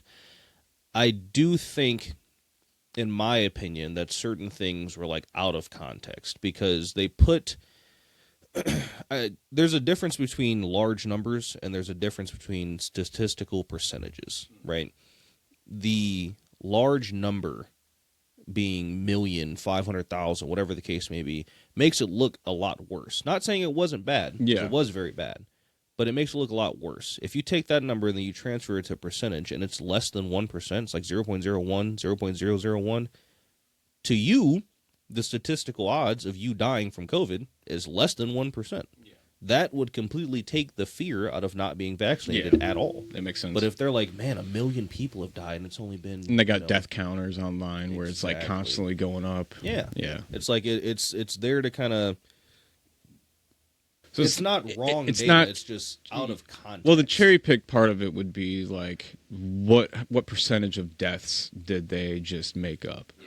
And the cherry pick data also would be like, every time one of those 60% efficiency tests were given, and how many times there were false positives, right? You know, that stuff's included in that data, right? And that's kind of what's cherry picked. Like they didn't take that out of it, yeah. You know, and it's up there, but I don't think it's up there in the sense of like it was like. I mean, if they really went over the top, they'd be like 10 million people died. You know what I mean? Like, so there is a good percentage of this shit that isn't. It's inaccurate, but it's not so blown out of proportion. Yeah, it's like, not oh my super God, blown they're out of fucked up proportion. for lying Yeah. about this. It's Yeah. just like there might have been some stuff in there that they were embellishing about, which, in the grand scheme of things, isn't the worst thing ever. But it does show that there at least was some kind of narrative to be pushed there for them to even skew. Even if they skewed it 0.5%. Yeah. They still skewed it. Yeah. You know what I mean? That's still not good. You're still lying. You're still about lying something. about the statistics of it. Yeah. So I put a 4 just because it 4's wasn't good. like overwhelmingly blatant that they were just like falsifying shit. But like there were some cases where they were. Yeah, there might have been a small percentage of like completely adding things in there that We'll give you your statistic we'll counters. give you a 4. All right, Yeah, government. Be glad, right? We're being charitable here. You guys are getting real close to being a PsyOp here. I tell you that right now. Very fucking close. We still got how many more questions? 5. Yeah. Yeah, All right. Logical fallacies. Oh, thank you. Thank you for the reminder. +4. Logical fallacies are flawed arguments used to dismiss critics. So, I want to read my notes on what I wrote for this because the number I picked is relatively low, but maybe we can flesh that out here. So I said not so much in the beginning, and again, being charitable for how COVID started, but the conspiracy theorists, end quote, and other people that sided against the mainstream belief were made out to be kooks and stupid, science deniers, anti-vaxxers, and so on. But in the end, a lot of the shit that was a conspiracy theory actually ended up being true. To be true. You know? So it was perceived that against the mainstream that those ideas were logical fallacies and that, you know, that these people didn't know what they were talking about. But, like, I don't think that they actually, at least the media didn't. I don't think they actually believed that they were pushing bullshit. I think they believed the bullshit they were saying. Yeah. You know, so like the reason I gave it a 2.5 is because everybody that was for the vaccine, I think, was actually for the vaccine, with the exception of, like, you know, the people that were like Big Pharma. Big Pharma knew what they were doing. Yeah. But I think they got everybody else on board that wasn't captured by money to just buy into the whole thing that this will save us. So anything they were arguing, while it ended up being flawed in the end because it ended up not being true, I don't think they intended it to be that way. So that's why I put a lower. What was the question again? Logical fallacies are flawed arguments used to dismiss critics. Critics could be labeled out-of-touch elites without addressing their points or anything like that. So I do feel like there was a lot more than you said. You gave it a 2.5. Yeah. I'd personally probably throw that at like a 3.5. Okay. The reason being, like, let me think about this. I do think the people that were pushing the information didn't actually necessarily believe it, because, like, all these big shows that were doing this and, like, sponsored by Pfizer and all that, it's like you're given a certain thing to talk about, and you have to push that thing for these people. Yeah. And there was a lot of, like, anybody who was like a certified, like legitimate doctor, pathologist, virologist, everything like that. Like I always tend to look at the Rogan stuff and just like how they would censor so much shit. Like if you had any sort of, I don't agree with that, like people looked at you like you were crazy. And I feel like it's specifically meant to be that way. They pushed that so that people like who denied wanting to take the vaccine would look crazy. Right. And they really did want people to believe that, hey, we know what we're talking about. You guys need to get vaccinated, please. Like, you guys are going to start killing everybody. Like, you're purposely fueling the fire to say that, oh, we know what's right. And I just feel like anybody with a brain could look at that and look at the information you're being told to say on air and be like, well, some of this seems a little kooky. Not odd. Just kooky, but just like why is Pfizer sponsoring all these like Tonight shows and this and that? And it's just like clearly you guys have an agenda. Yeah, and you're trying to push it. Yeah, and definitely. You want people to believe in it. So okay. I'm going to stick with a 3.5. Well, let's meet in the middle. We can meet in the middle of 3. Yeah, that's fine. Okay, I like it. Manufactured outrage. Does outrage seem sudden or disconnected from facts? So I'd say the outrage would be from disconnected from facts would be the people who got vaccinated. Yeah. And it's not that I don't think people who got vaccinated are like stupid or anything like that. I think you were doing what you thought was right. They played on your fear. Yeah, and you drove into it. It was like when the authority is like, "Hey, you need to do this," and you're like, "Well, why would I not listen to like?" I mean, they're saying the experts say I should get it, so I should get it. Right. But they use that as a toy to like convince you that I really do need this. Yeah, yeah. So I don't ever go on the because there was no facts. You were going based off of shit that isn't factual, as a person who got vaccinated, because they lied to you and said that you would not get COVID if you took this vaccine. They said that in the beginning. They said you're a grandma killer if you don't get it. Like it, all these things. They're presenting non-factual things to people to enrage them to be like, why the fuck are you a vaccine denier? Yeah. You're anti-vax? Are you kidding me? Like, do you want the Black Plague back? Like, shit like that. It's just, they got you outraged, but then they also get us outraged too. But we're going based off, like, factual evidence. Like, I don't want to wear a mask unless, like, if you want to tell me I have to wear an N95, cool. Mm-hmm. Don't tell me I got to wear this bullshit piece of cloth on my face. Right. Like, that's the shit that would enrage me because it's non-factual. Right. Yeah, I never, the entire time, I never was like going around to people that got vaccinated and I'm like, you're fucking stupid. No, never. I was never like, oh, wow, you clearly don't understand it, because I get it. You're scared. Yeah. I mean, you don't really know what else to do. I'm scared too. That's why I didn't get it. 'Cause I'm like, I don't necessarily trust this, and you shouldn't have a different opinion on me because of that. Like, because I don't have a different opinion on you. Exactly. Like, if I was in the same situation where I feared for my life that I was going to die from COVID or kill some other person, and I truly believed that, I probably would have got vaccinated. But I didn't. So exactly. I was just skeptical from the jump. I don't even remember what made me skeptical either. I just was like, 100%. I was in the really want to do boat. That. Like, I don't even know why I don't want to do it. I just don't want to. It just seemed like a lot at once, and it seemed like once it took off, it became more than what it was. And that's where, like, the skepticism came from me. It wasn't just like, oh, no, there's disease going around. Like, we should all, like, try to be as clean as we can, da-da-da. It's cool with me. But once you start doing things that make absolutely no sense, like shutting down businesses, like, it's all the steps that they did that made me skeptical about it. Like, if they would have just, like, played it like a normal thing, it was like, guys, like, you really need to get this. Like, we're not going to shut down businesses or lock you out and all this stuff. Like, maybe I would have had more incentive. Like, I might get that vaccine next year when it comes out.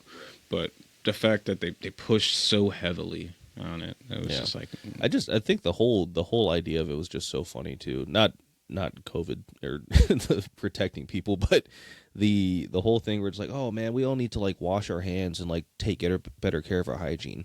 Were you guys not fucking doing that before? Yeah. Like, what the fuck? Do you not shower? Guys, every you day? need Do you not, need like, to wash your hands after you go shit or piss in a public setting. You weren't fucking doing that before? Like, hey, restaurant owners, if you guys are going to be open, we really need you to wash your hands. Are you guys not washing them while you're cooking my food? Like, what's happening? And just like everything that transpired through, like, I'm getting off topic. So, what was the question again? So we can reiterate. Manufactured outrage. So does the outrage Yeah. seem sudden or disconnected from facts? Yeah, I'd say that's got to be at least a 4. Yeah, that's what I ended up putting. I also put that realistically it was on both sides too. Yes, It was one side is pushing outward anger and bias to not believing the science. You know what I mean? Like, hey, you're an idiot. You don't believe the science. Yep. Vaccine denier. There was a lot of people like that as Yeah, well. Yes, we're gonna I blame the 100% agree with that. I unvaccinated. feel like I'm going too hard on like the people who got vaccinated. Yeah. And I'm not trying to do that because there are a lot of people that didn't get vaccinated that would sit there and tell you that they're putting da on the vaccine. There's magnets in it. Yeah, like there's just stuff It's a like that chip where it's implant. like I don't side with that, but like I'm coming from a perspective of like I don't want to be part of an experiment. Something that in Congress they're told that they don't have to release any studies on these vaccines for 70 years. Mm-hmm. Yeah, that's crazy. That's so everybody insane. that took it's going to be dead. And For you just not let to it find go. that insane is like Yeah. crazy to me. Like Yeah. how? Yeah. And then like on the flip side, maybe more from our side, like the whole mask thing and making people out to be idiots for so blindly believing that like wear the mask. Because like in the grand scheme of things, and I think I've said it a couple times about a lot of things, right? Like the idea of the mask was irritating, especially because like for me, it really pissed me off. I wear glasses, right? So I'm breathing this mask. My fucking glasses are getting fogged up all day. I can't fucking see. It's just annoying. Yeah. Right? And all that. And, like, yeah, it didn't actually protect me at all. But, like, realistically, to, like, not get in trouble or, like, if I had to wear a mask to go to work, I'm going to put the fucking mask on and just go to work and do my job. Right? Yeah, it's annoying, but whatever. I'll do You know what I mean? I'm not going around calling people fucking dumb sheep for putting masks on. And You know? if you wanna more power protect to you. yourself, If you feel protect safer that yourself. way, that's cool. Yeah. But there was a lot of that from the side of the right, or the side of people that weren't getting vaccinated, making all these other people out to be stupid and all this. It was That's when just QAnon started kind of. Yeah. Like, you started getting a lot of that shit. Yep. And it's just it was a whole lot of arguing back and forth, and it just came because of a us versus them mentality that was being pushed, and the outrage was everywhere. I mean, it was all over social media. It was all over the place for sure. So I said a 4. And it applies to both sides, right? Where did that 3 come from? That was when we changed. Oh, 2.5, yeah. Met in the middle. So that's that, and then we will put our 4 in there. We got 3 more. Okay, cool. Framing techniques. Is the story shaped to control how you perceive it? 5. Yeah, 100%. For sure. Without a doubt. For that, I put the story was framed to make you feel out of place with morality and your own psyche for not buying into what the media was pushing and what politicians and doctors were telling you was the truth. And I said truth in quotations. Because you find out later that a lot of the stuff that they talked about was not accurate and not truthful. Yeah. And I think we brushed up on this quite a bit enough to know that that's a 5. If anybody hasn't caught on by now, this is definitely going to be a PsyOp. Yeah. Sure. We'll still give you the number, but it's going to be, I think, higher than what I had. I would like to see, I want to see the comparison between your initial one that you did with Taylor and then what we just got here. Rapid behavior shifts. Are groups adopting symbols or actions without clear reasoning? So for this, I put a 1. Because I don't think there wasn't any like BLM. Everybody's throwing up the Black Lives Matter in their bio. People were throwing up the black square. I'm trying to think of other things that people would have put like symbols online for. I mean, I guess you could use the mask as a symbol or like a vaccine just card a vaccine as a symbol. card, yeah. Because like I know a lot of people, they did the I got vaccinated stickers, like the I voted sticker. Yeah. People would post that, but like I didn't see it a ton. You know what I mean? No, there wasn't really like a clear.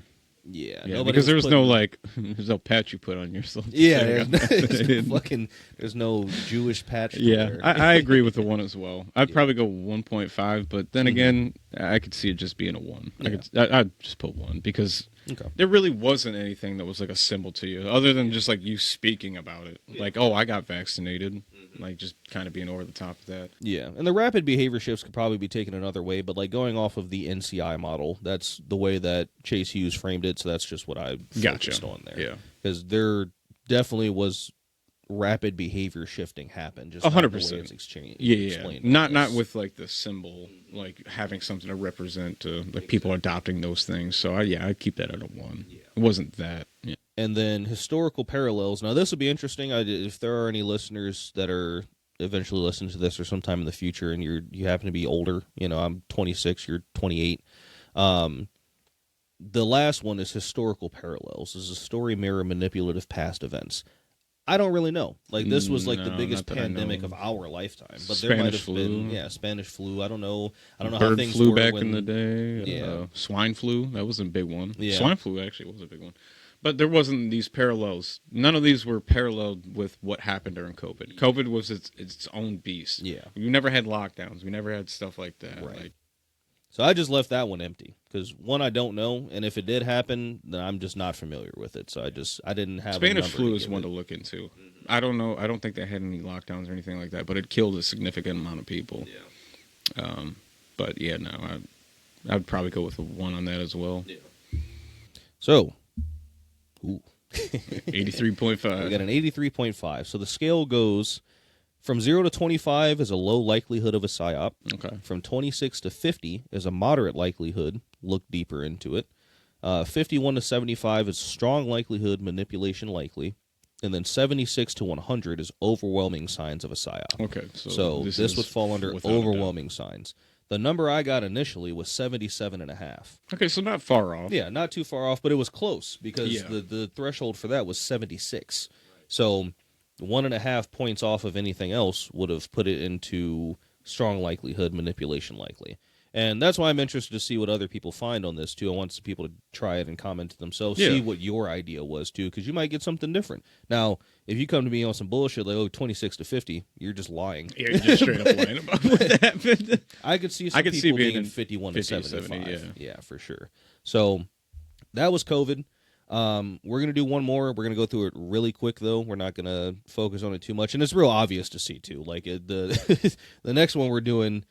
you'll see the score, but it's quite obvious. And this one, though COVID is pretty controversial, I think everybody's kind of moved past that now. It's been pretty easily able to... A lot of people tend to forget that it even happened. Mm-hmm. Yeah. And that's just how it... Might even be for the better. Who knows? Yeah, you know? I agree. I just don't want people to forget how they treated other people during that time. And at least when we're in China, fucking put cages around people's apartments. Yeah, bro. Literally, I mean, you talk about straight up communism. Like they really enforced that shit during. So any of you fucking anti-American people that are American deserters, why don't you go move to China and tell me how you like that? Man, I gotta get me either a USA baseball jersey or a USA hockey jersey, man. I need to start representing. Throw one on. No, I'm gonna get one of them. Fucking USA figure skating ones. Girl, don't get me wrong.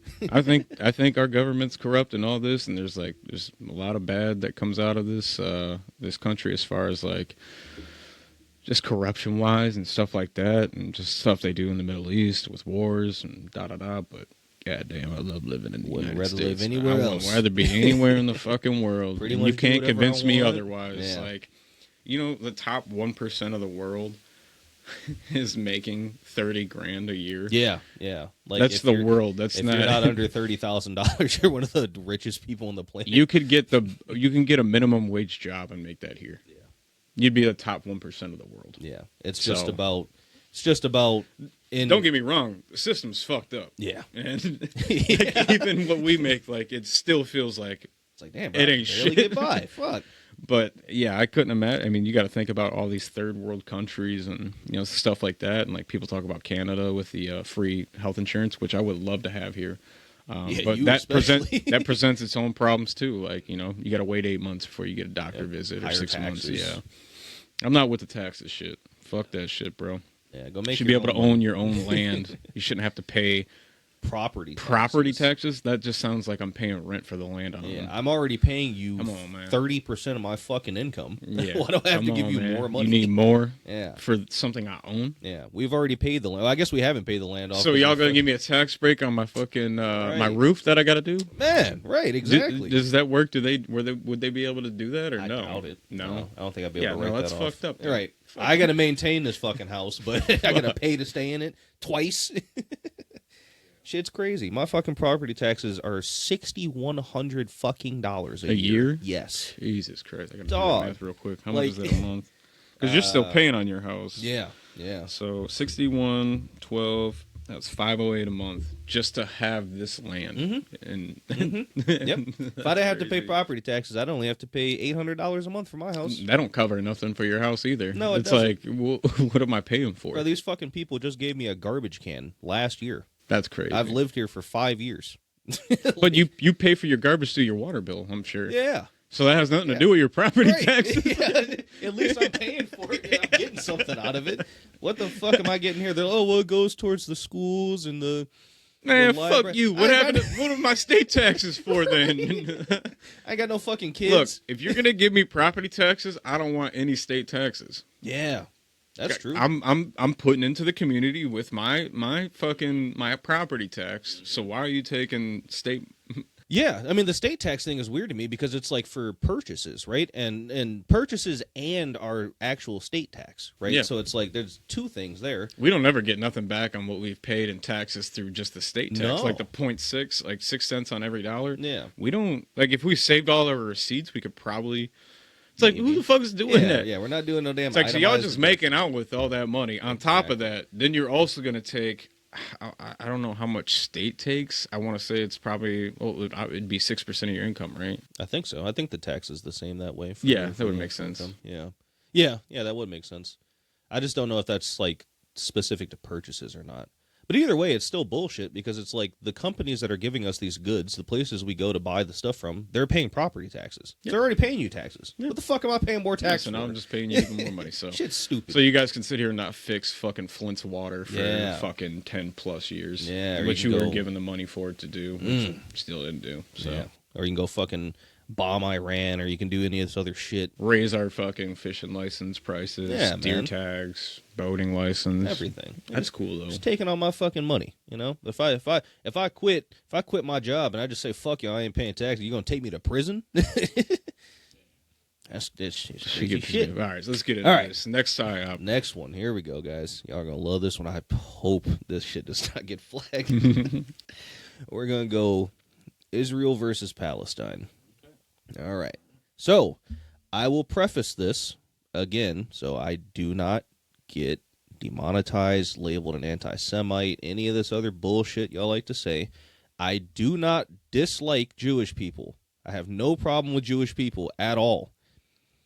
The government of Israel fucking sucks. A problem with those I guys. have a problem with that, and I'm allowed to have that problem. Now, if you fucking take my goddamn channel down because of this, PsyOp. You just prove my goddamn point, all right? But I don't dislike Jewish people. I am not an anti-Semite. I do have a problem with your government. And Yes. I think anybody else that does also has a problem with the government. I don't think anybody inherently dislikes Jewish people. No, that's just to me. That's just a thing that's put out there to try to protect cover their the ass. government. Yeah, cover their ass. Like, I mean, how else can you? I mean, you just label somebody anti-Semite because they don't agree with Israel. Yeah. Yeah, Crazy. no, you're That make fucking. fucking sense. All right, so timing. Hopefully, you guys remember what all these means. I'm not going to read the question again. We're just going to go with timing, and then we'll talk on it. So, I said the timing for the U.S. This almost really has nothing to do with the U.S. as a psyop, right? It just is the Israel versus Palestine conflict as a whole, and then it became involved with the U.S. because of our greatest ally in the Middle East being Israel, right? So that's where we're coming from, where I'm coming from this perspective. But I put the timing as a 5, right? So kind of all kicked off and it made mainstream news with October 7th. As it pertains to the U.S., there's not much going on here, but in Israel, there was a growing turmoil with the government over the leadership of Benjamin Netanyahu. They were trying to get him out of the office and so on and so forth. And then Israel has been accused many times of false flag events to enter conflicts to push their own agendas, especially as it pertains to Palestine and Gaza, right? Because I don't think it was confirmed whether or not the attack on October 7th was a false flag event or not. It probably wasn't, but I think people could probably make a case that it was. Well, you got to think of probably what led up to that, Exactly. like the funding of what was the terrorist group that's associated? Hezbollah and Hamas. Yeah, Hamas. Yeah. Like that was funded by Israel. Like the guns, their equipment, everything. Like it's almost like try to find a way to put this in a way that makes sense. They knew this eventually would like give them the right of way to go ahead and wipe these people out. Yeah. So how do we do that? Like we put on embargoes, blockades, stop them from getting stuff, deprive them of any sort of money. Because ultimately, Israel wants that land for themselves. The greater Israel because project. They deserve it. Yeah, and it was promised. That's their homeland. It was promised. Fuck that shit. Fuck all of you pieces of shit who think that too. Honestly, fuck you. Yeah. I don't care. That's just like, you're promised this land. Like, every land that everybody's ever been on is like, we don't even, like, this ain't our land either. Yeah. Like, we took it over from Indians. Like, it's not okay.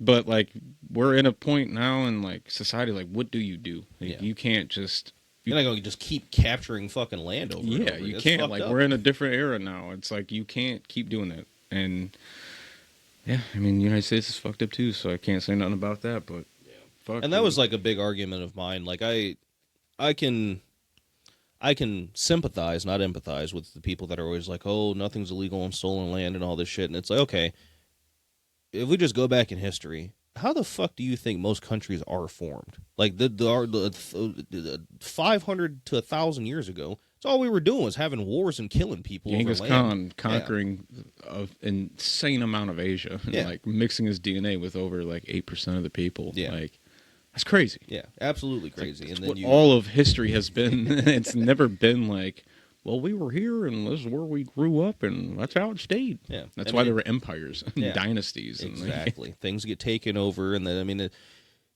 I'm not justifying it. I'm no, not saying nothing's it's cool. justified. It's just it's not just the United States that happens. No, it's every country ever. There was the whole thing with the immigration thing too. It's like no other country has borders as open as ours are. Even how they are now. Yeah. When they're closed. You can't just go to fucking Japan and just be like, I'm not leaving. Yeah. With your visa's expired. You can't make me leave. And if you make me leave, you're racist. No, you motherfucker, you were not supposed to be here. Yeah. Like, different tangent, but very... That's where we're at now. Like, if the United States were trying to go and take over parts of Mexico, that's what Israel's essentially doing to Palestine. They want the rest of that land for themselves, and they think they're owed it because of their religion. Yeah, and we got we have something similar to that, or at least it's not like an actual text thing or proven out, but like they were using manifest destiny for the capturing of the United States throughout the whole time. This is part of our destiny, is what we're supposed to do, yada, yada, yada. You're fucking crazy. Yeah. You're not supposed to be going around killing all these people to take land. Nope. So you can acquire it through purchasing, which or agreements, or Louisiana Purchase. Yeah. Which, again, the French took over that land. Yeah. And then we bought it off of them, stolen land.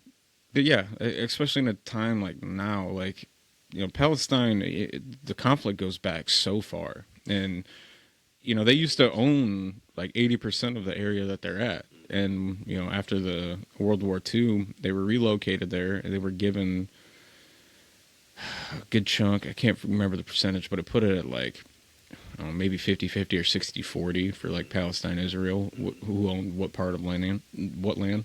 And then as it's just gone on through time, like, Palestine's only like the Gaza Strip now. It's like only small, very parts. So there's clearly been a motive to completely take over. Exactly. So yeah, I put a 5 for that. I think there was things going on over there for sure, timing wise. But I mean, it's this is just the time period we're focused on now. This has been going on for decades. Yep. You know what I mean? It very much supersedes what happened on October 7th. Like this is, I've heard plenty of people on Rogan from his episodes 10 years ago, people that are like, I go to Israel and I see them doing this, or I've gone to Gaza and I see this is happening. It's been going on for a while. Yeah. Very long time. So it's not just the events of October 7th. Emotional manipulation. So I put that it quickly spread to America. Now we're getting into the part of how this affects us. Since we're their greatest ally, And there's a lot of division on whether or not Israel was justified in the retaliatory attacks. So even though Hamas or Hezbollah attacked them in that instance, at what point did it all start when Israel was attacking Palestine first to take their stuff away from them, their land from them, or killing their civilians? It's been happening decades and decades, yes. So, agreed. Even though... Where you create these supercell terrorist groups. Exactly. And then you fund them with weapons. Right. So, what do you think's going to happen? We'll have them... It's not like, oh, we'll have them just attack us, but it is kind of like that. Yeah. Like, we can feel... We'll fund it. Yeah. We'll fund this terrorist group that we know eventually is gonna try to make a move on us because we do so much fucked up shit to their people. You know what that is? A PsyOp. PsyOp. You literally fucking did a psychological operation on the terrorist group to hate y'all, and then they attack you. So now and you like, get the green lights to be like, Yeah. hey, we gotta wipe these people out. Yeah. And we're I gonna might even do that. say that this whole conflict really is more of a military psychological operation than it is a psychological operation of the people. Yep. You know? Because it's for a gain of land, and that's what they're trying to do. Mm-hmm.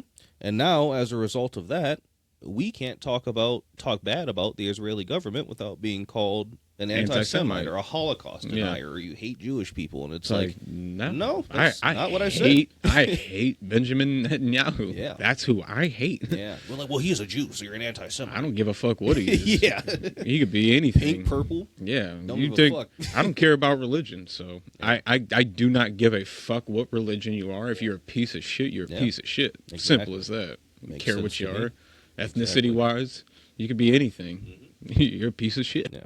We judge on the content of your character, not the color of your skin. Yeah. As the great Martin Luther King once said. MLK.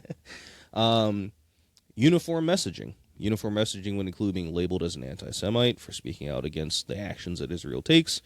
Some people started to surface and were even labeled as Holocaust deniers as a result of this. You know, you got a lot of people talk about that kind of shit, which that to me, that part's fucked up. You know what I mean? If you are a Holocaust denier, and even if the number's not accurate, even if the number's not 6 million and it's only 300,000, still killing 300,000 people is fucked up. They had camps for these people. Yeah. Like, that was a thing. And to deny that it wasn't, like, I mean, I don't know. Yeah, you're crazy. Yeah. And I just...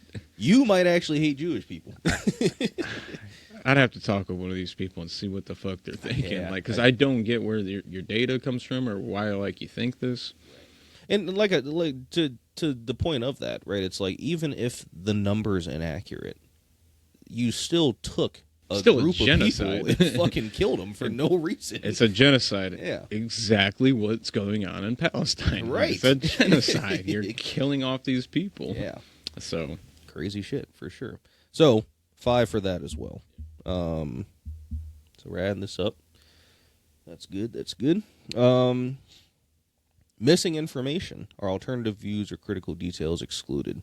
I feel like 100%. people kind of just focus on what's happening today, and they're ignoring history. You know, what's happened before. Not saying everybody intentionally, is. though. Yeah. Intentionally, it's being presented that Yeah. way. Oh, you can't say anything bad about them because they went through the Holocaust, so they're able to do whatever they're doing. It's like a Band-Aid for them. Like, oh, is that yeah, that something doesn't that happened in the 1940s? Is that relevant right now? Right. For this situation? So is that relevant enough for you to do that to another group of people? No, not at all. Does that make it okay for you to genocide another group of people? Nope. I didn't think so. Don't think so. But the way it's being presented, yes, that's exactly what they're trying to get at. Yeah, Like, you're missing all types of stuff from that, from like what Israel might have done, and you know, maybe there's stuff missing from the other side too. Maybe, you know, I'm sure a lot of people in Israel feel this way too. Yeah. And that's why they wanted Netanyahu Well, out of there. that's why they wanted him gone, right? There's a lot of people that condemn what he did, you know, and it's like, it's not even attacking Hamas back that was the problem. It's, you knew they were hiding amongst civilians, and you still just blew the fucking building. You knew they would do it at hospitals. Right. And you're just When like, there's already like kids and people who have nothing to do with any of this. You're just like, well, we have to bomb them. And then they lied about bombing them. yeah. Yeah. Come Crazy on, man. shit.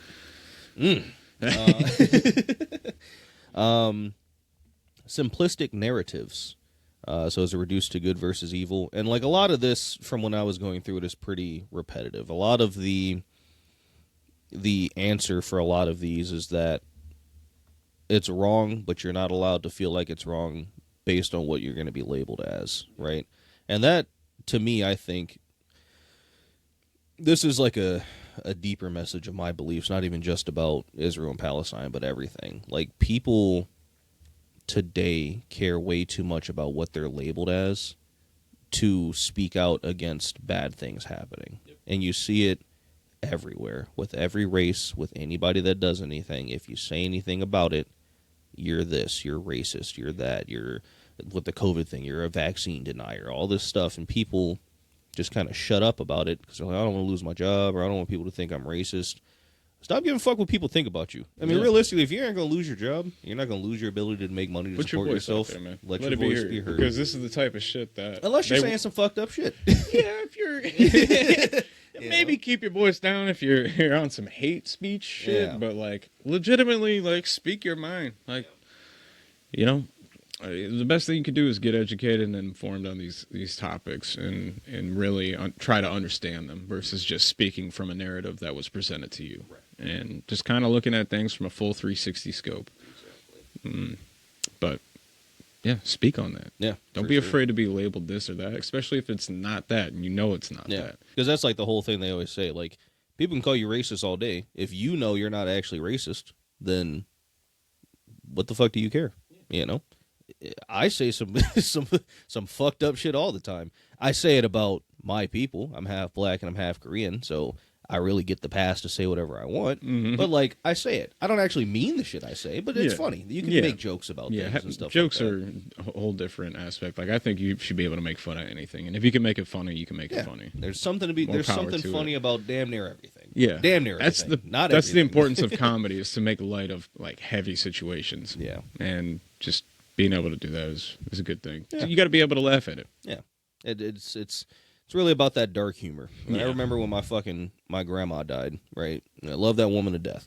And I needed to just make myself laugh in the situation. I'm like, God damn it. I told that fucking bitch to quit smoking them cigarettes. Oh, look at her ass. Dead. It's like, yeah, it's fucked up for me to say it, but, like, I don't actually mean fuck that bitch. Oh, damn, dummy, I told you to stop smoking. But it's like, I need to feel something lighter here, because there ain't nothing anybody else could say to you when you lose somebody to be like, oh, man. That's the best thing at a funeral, I feel like. Most of the last couple ones I've been to was my grandma and grandpa, and, like, I feel like the things that really made us, like, get through it a little easier was just being able to crack jokes about it. Yeah.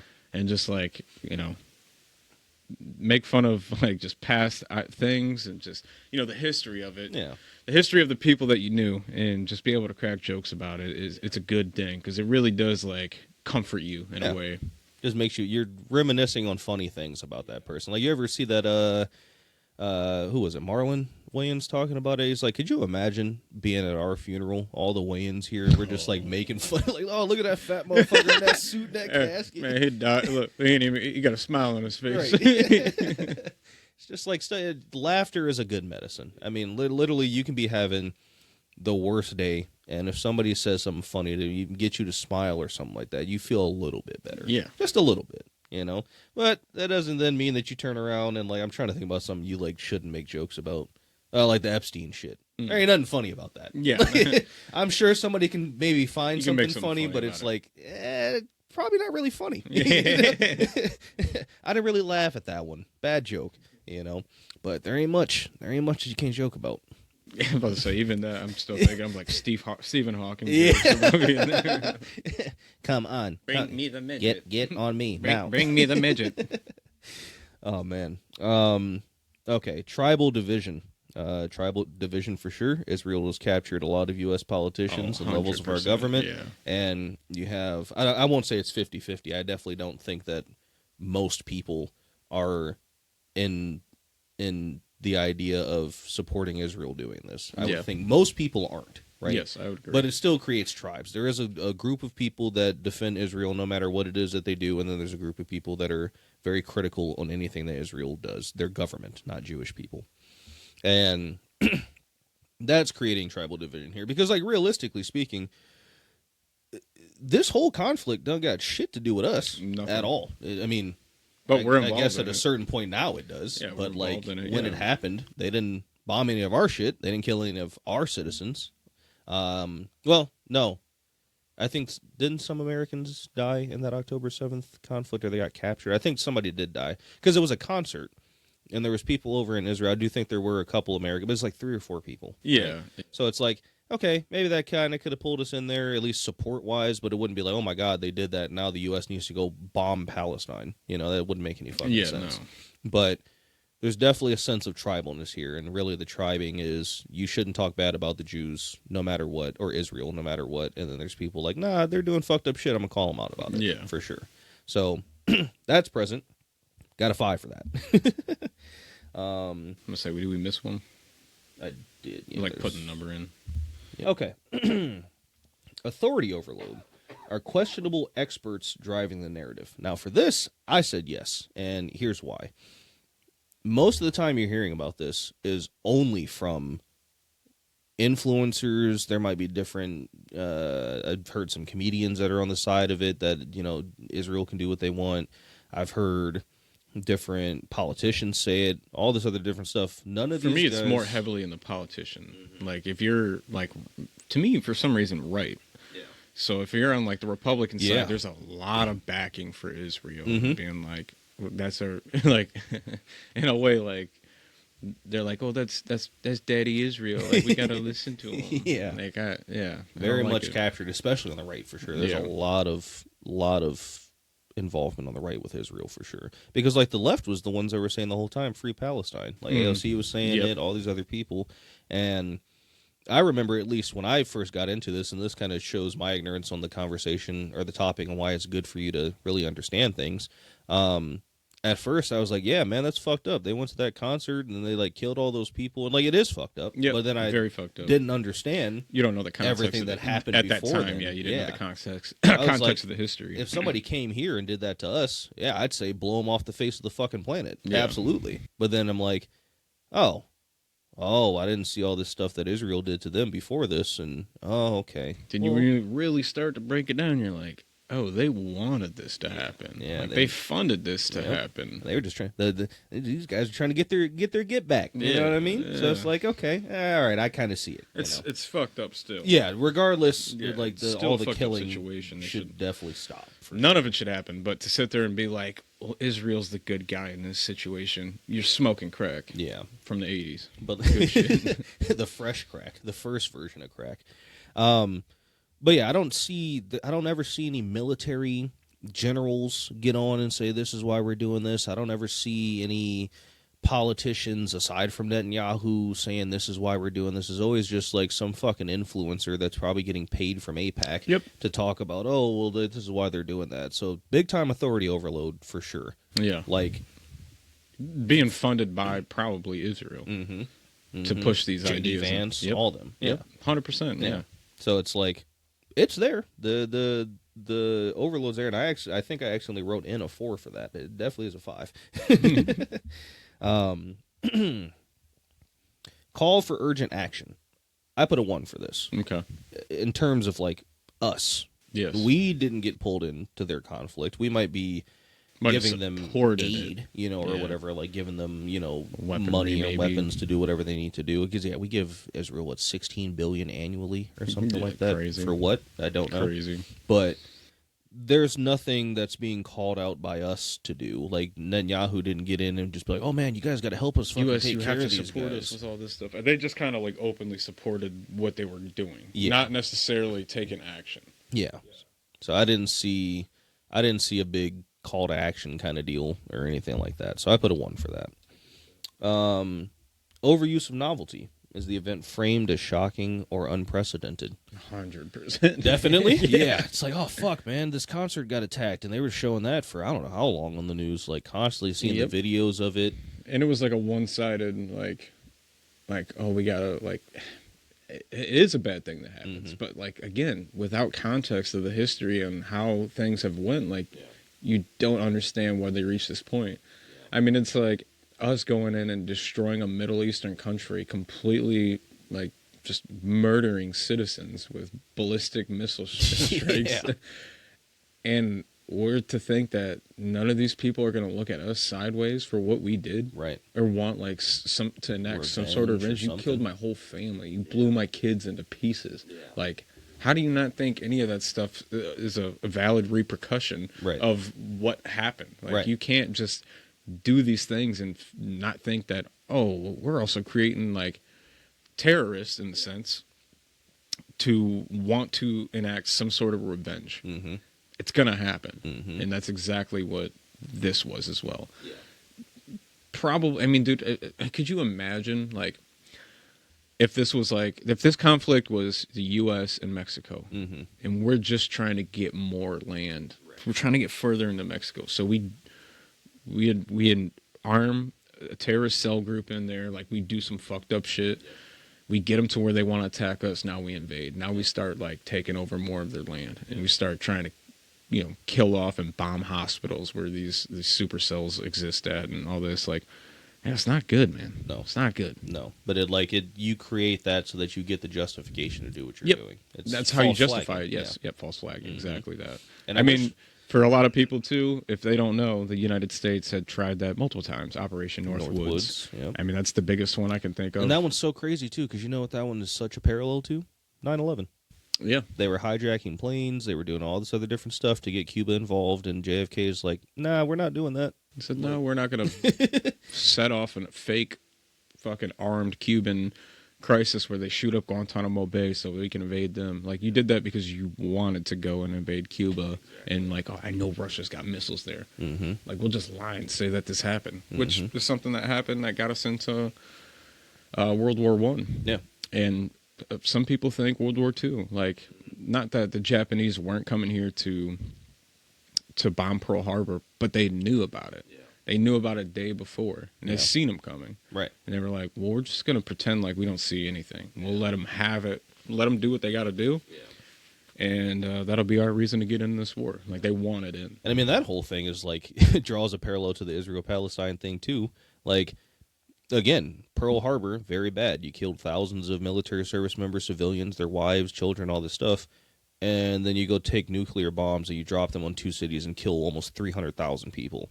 That's Just not the same. It's not no. justifiable. No, like, no, that's no. fucked up. No, that's not okay. No. And it's like, yeah, they shouldn't have attacked us first. I gotcha. I completely get it. You know, you don't want to get hit, don't hit, you know?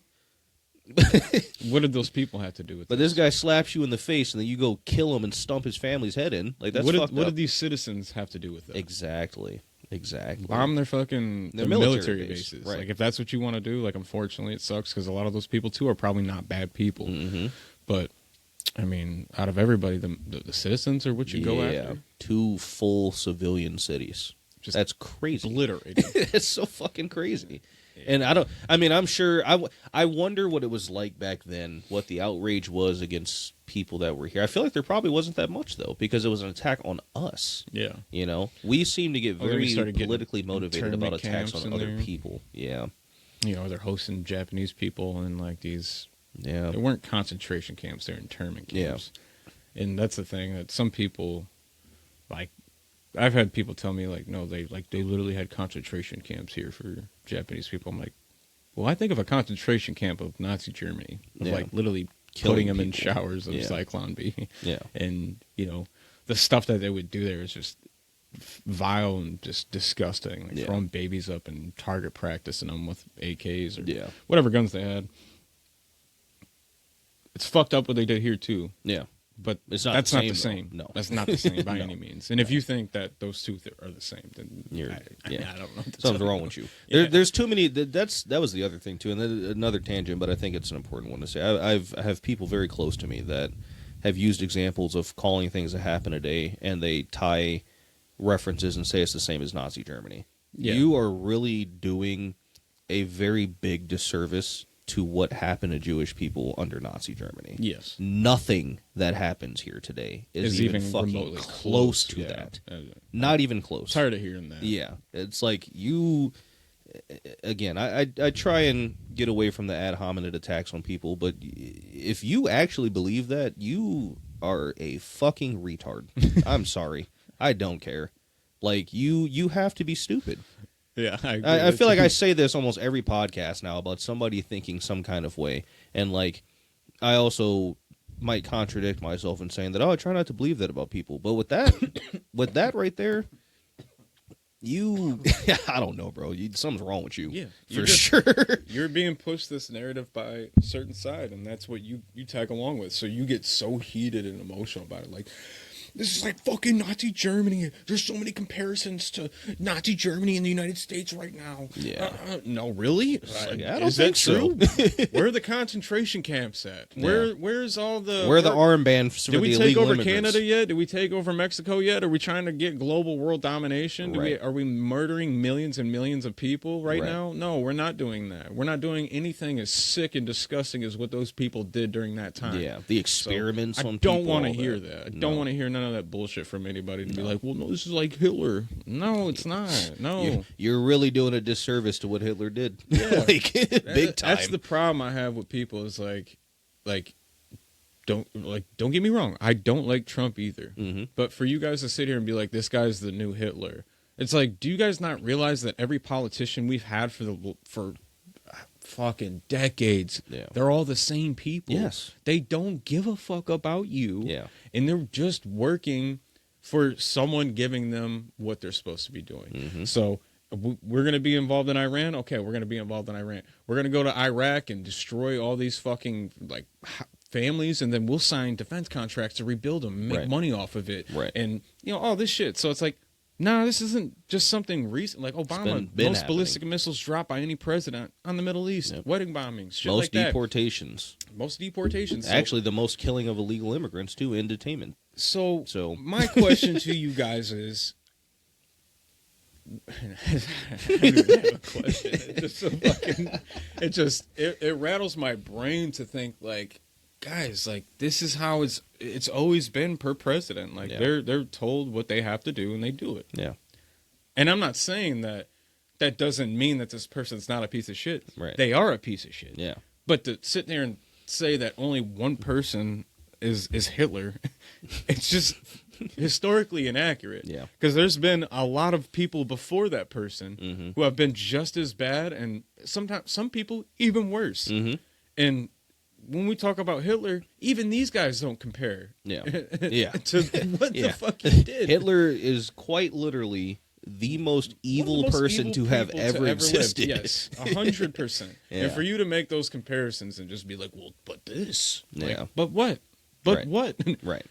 What 7 million people did he exterminate Yeah. in camps? Yeah. Didn't happen. Taking over all these countries. Like, what part did any of these presidents do that? Nope. They didn't. And it's not to say that they're not bad people. And Right. it's not to say that they didn't do horrible things. Yeah. But It's they're just not Hitler. pick a better reference. Yeah, compare it to other presidents. Yeah. like Yeah. war criminal, like war fucking criminals. You'd be closer comparing Genghis Khan to Trump than you would be Hitler to Trump. yeah. I And would say Genghis so. Khan's done some real fucked up Genghis shit. Khan's a real piece of shit. Hitler is up here. Yeah. Genghis Khan is for sure below him. Yeah. Like when we're talking about the evilness somebody can have, like that person was an absolute piece of fucking garbage. Yes. Absolutely. And yeah, So I stop agree it. with Stop you. it That- with the Nazi Germany Yeah. shit, man. It ain't. I'm looking in the camera now.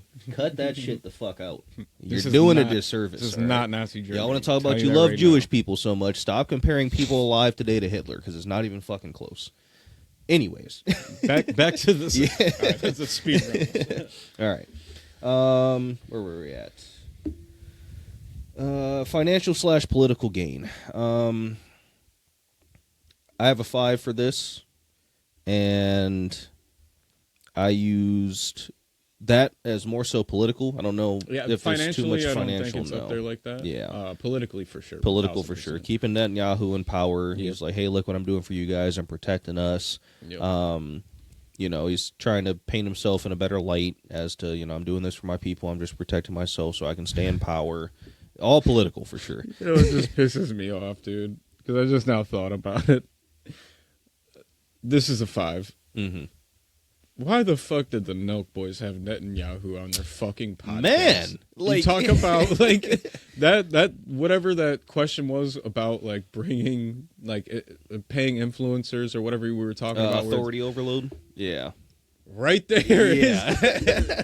And it's like, man, I fucking hate them dumb motherfuckers, bro. I can't stand this like era now of just influencers and streamers and shit. It's like nobody listen to these fucking dumbass people because they don't fucking know anything. Yeah. Like, yeah, cool, they're rich and they got money because retards like you want to go in there and fucking donate to their kicks and Right. their streams. Like, fuck that, bro. Yeah. People doing this shit for attention, Yeah. blatantly just doing stupid shit and just trying to be like, they know some shit. They're all fucking stupid. They're all fucking retarded. And they're probably being backed by... Oh yeah, I'm sure they got paid for that. Yeah. For Come sure. on, They man. got millions of subscribers for sure. Yeah, they definitely got paid. APAC money, baby. Anyways, back to it. Yeah. So a 5 for sure. Five big for sure, time. yeah. And that was for financial political gain. So Yeah. Political gain through the roof. yeah. Suppression of dissent. Yeah. Again, like I was saying, you're going to keep hearing the same thing, but you're called an anti-Semite, you're called a Holocaust denier, you're called all this other different stuff for not backing them on this, and it's like they're suppressing you. I think at one point they were trying to get the FBI involved with like getting people in trouble for anti-Semitic language. Really? Like, what? Yeah, no. How does that make sense? So you're going to...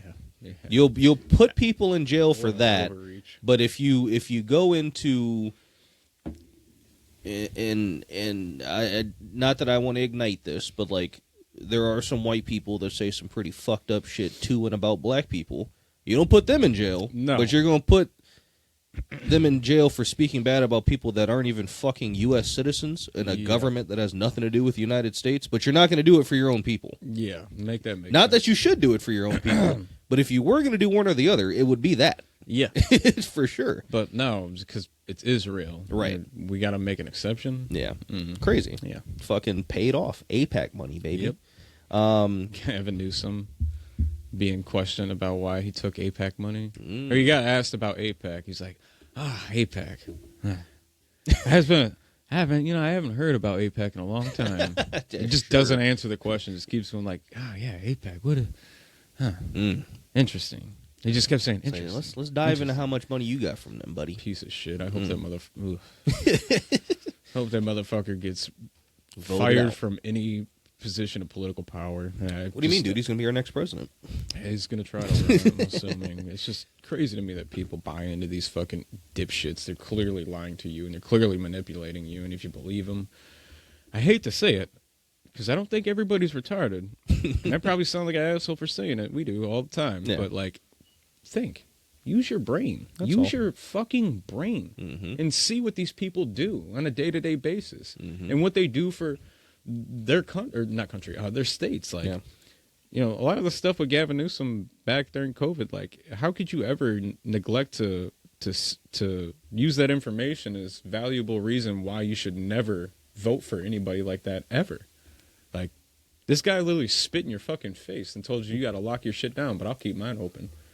We can have dinners. We can do all this. Yep. And just like That, the it's mind-blowing. wildfires, they're like, we're not going to give them water, all this other different shit. How does that happen? Like, he can't even run the state. How the fuck's he going to run a country? But you know? but he can lie his way out of it, and you can get him on Twitter, and you get people that fucking run these fan pages of him and do stuff like that. There's one thing I'll say about Gavin Newsom, and I don't think policy-wise he's a good politician, but in terms of the popularity contest, he might be one of the best. Yeah, Motherfuckers love him. Yep. For some reason, I He's don't get it. charming. Don't get it, guys. Young. If you don't like Trump, then why would you like somebody like this? Right. If you don't like Biden, why would you like somebody like this? Yeah. And that goes for like people who are also like just Republicans. Like, why would you fully engulf yourself in like some of these Republican people without recognizing that they're just the same thing as the people you hate on the other side of the aisle? Like, they're all the same. Yep. I mean, the same thing for Most for people. Trump too. You can throw Trump into this as well. He fits right into that about promises he makes and then he goes against it and does something else. I just saw a meme yesterday. It was like when Anakin is looking up at Obi-Wan after he fucking beats him in their final fight, and then he's like, I hate you or whatever, and it's like Obi-Wan is America first, and then Anakin is Trump, and he's like burning up, and he's like, Obi-Wan's like, you were the chosen one, you were supposed to do this and all that, and fucking Trump just fell right into the damn Israel trap, and Now we're on Iran. Going to get, now we're on Iran and all this other crazy shit. So it's every side of the government. It's not just the left. It's not just the right. It's every side of them. The government does not have your best interest at heart. And if you think they do, maybe you need to look at what's happening. You know, and I voted for Trump. Yeah, but I'm like, damn, I don't like what the fuck he's doing. Yeah, it's just terrible. I don't vote, but it doesn't matter. It's not like that'll change my opinion on anybody who they vote for. I think if you want to vote and you think it's very valuable, go along with it. Yeah, it's just something I don't do. Now they stopped the mail-in ballot, so I'm probably not going to vote anymore either. I ain't about to go stand in line for fucking 3 hours. Hell no. Especially when we get some bullshit candidates. Yeah. But, anyways, lots of tangents. This is we're going so off the rails. It's deep though, man. I mean, there's so much. Like I say, with it's everything layered, we and there's talk like about. so much. There's so many connections to everything that goes on. Yeah. With like just even going down the list of this stuff and the last two of like grading them out. It's like this is like a reoccurrence through all of like history. Like this keeps happening. There's PsyOps keeps everywhere. happening. You cannot trust everything that you see and that you hear. So what you guys need to do is every time you see some new big thing, take this fucking sheet, run it through the sheet, and then go talk about whatever you're going to talk about afterwards. Yeah. Educate yourself and go from there. Yeah. Like it's crazy. It's craziness for sure. Let's get on with this. Yes. Okay, so we just did 1555 false dilemmas. Okay, yeah. So false dilemmas are only two extreme options presented. I put a 5. You're either with Israel or you're with Palestine. Yep. It's a 50-50, so it has to be. The bandwagon effect. I put a 4 only because, like I was telling you, I think most people disagree with what Israel did. There are some people that back them still. So that last little, 10, 15, 20% is what stopped it from being a 5. Yeah. Because there might be a bandwagon effect in terms of like everybody just speaking out against Israel, but I don't find that to be a bandwagon effect. That's people using our societally agreed upon morality to say something is wrong. Like, hey, this is not right. Yeah. Like if everybody hates pedophiles. You're not a bandwagon for hating pedophiles. Yeah, that's just the right thing for right you thing to do. Yeah. You're not a bandwagon for saying that Israel shouldn't be blowing up civilians. That's just the like right thing to think. Yeah. So I put a 4, not a 5, because of that. Okay. Emotional repetition. Are the same emotional triggers repeated excessively? Yes. Yeah, big time. October 7th, like continuously is continuously brought up. Yep. And the same thing again, anti-Semite, Holocaust denier, all that. So that's a 5. Cherry-pick data. Are statistics presented selectively or put out of context? This one was a little weird for me, so rather than speaking from the heart, I will speak as to what I wrote down because I had to take some time with this one. Cherry-pick data was a hard one to figure out, and it's hard to go through all the data, but it spans back hundreds of years, even past these decades that we've been going through. Even back to the land that Israel occupies now and that they were promised it back in biblical times, all this other different stuff.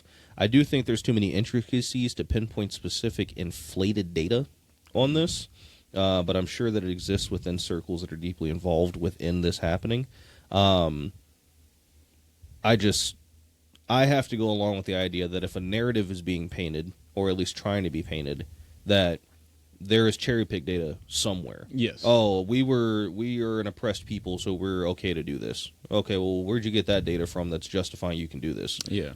Oh, well, that's cherry-picked. You picked one small thing to focus in on for your justification. Yeah. I gave that a 5 because of that. Actual statistics, I don't really know.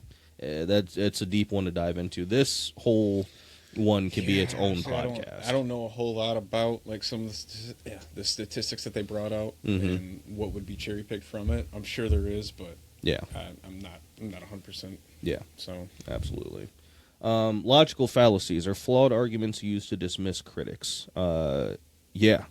Oh, yeah. 100%. Yeah, for sure. Again, anti-Semite. You can't talk out against Israel because of what they went through. They should be able to do this. And that one you hear much more from, like, politicians. Yeah. You know, that's like, oh, they're our greatest ally. We have to defend them. They're okay to do what they're doing. It's like, no, they're not okay.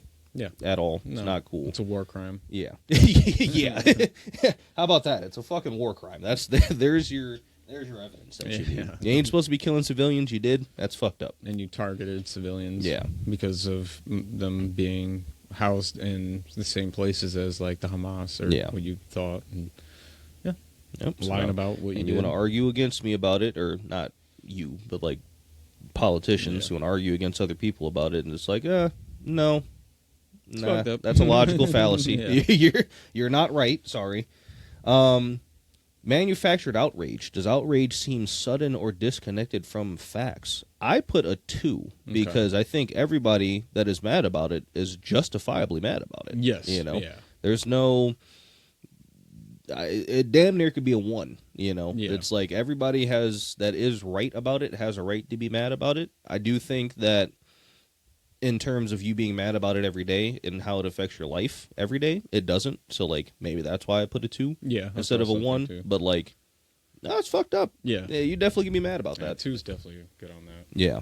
So check that real quick. So we did 4, 5, 5, 5, 2.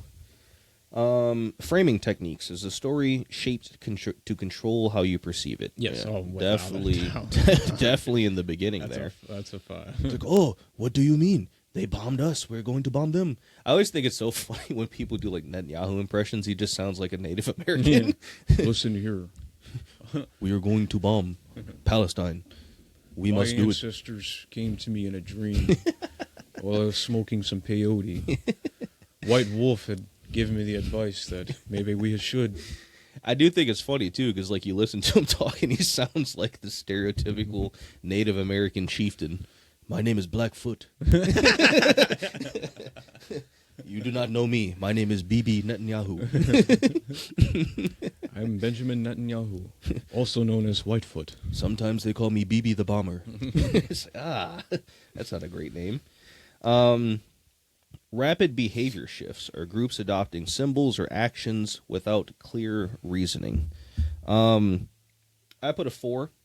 I have seen a lot on social media, not so much with like the Jewish side of things, though. It's like a lot of Free Palestine stuff. I'm not saying that they're in the wrong here, but they have adopting adopted symbols. Yeah, Yes, 100%. Symbol It's adopting created there. something like that.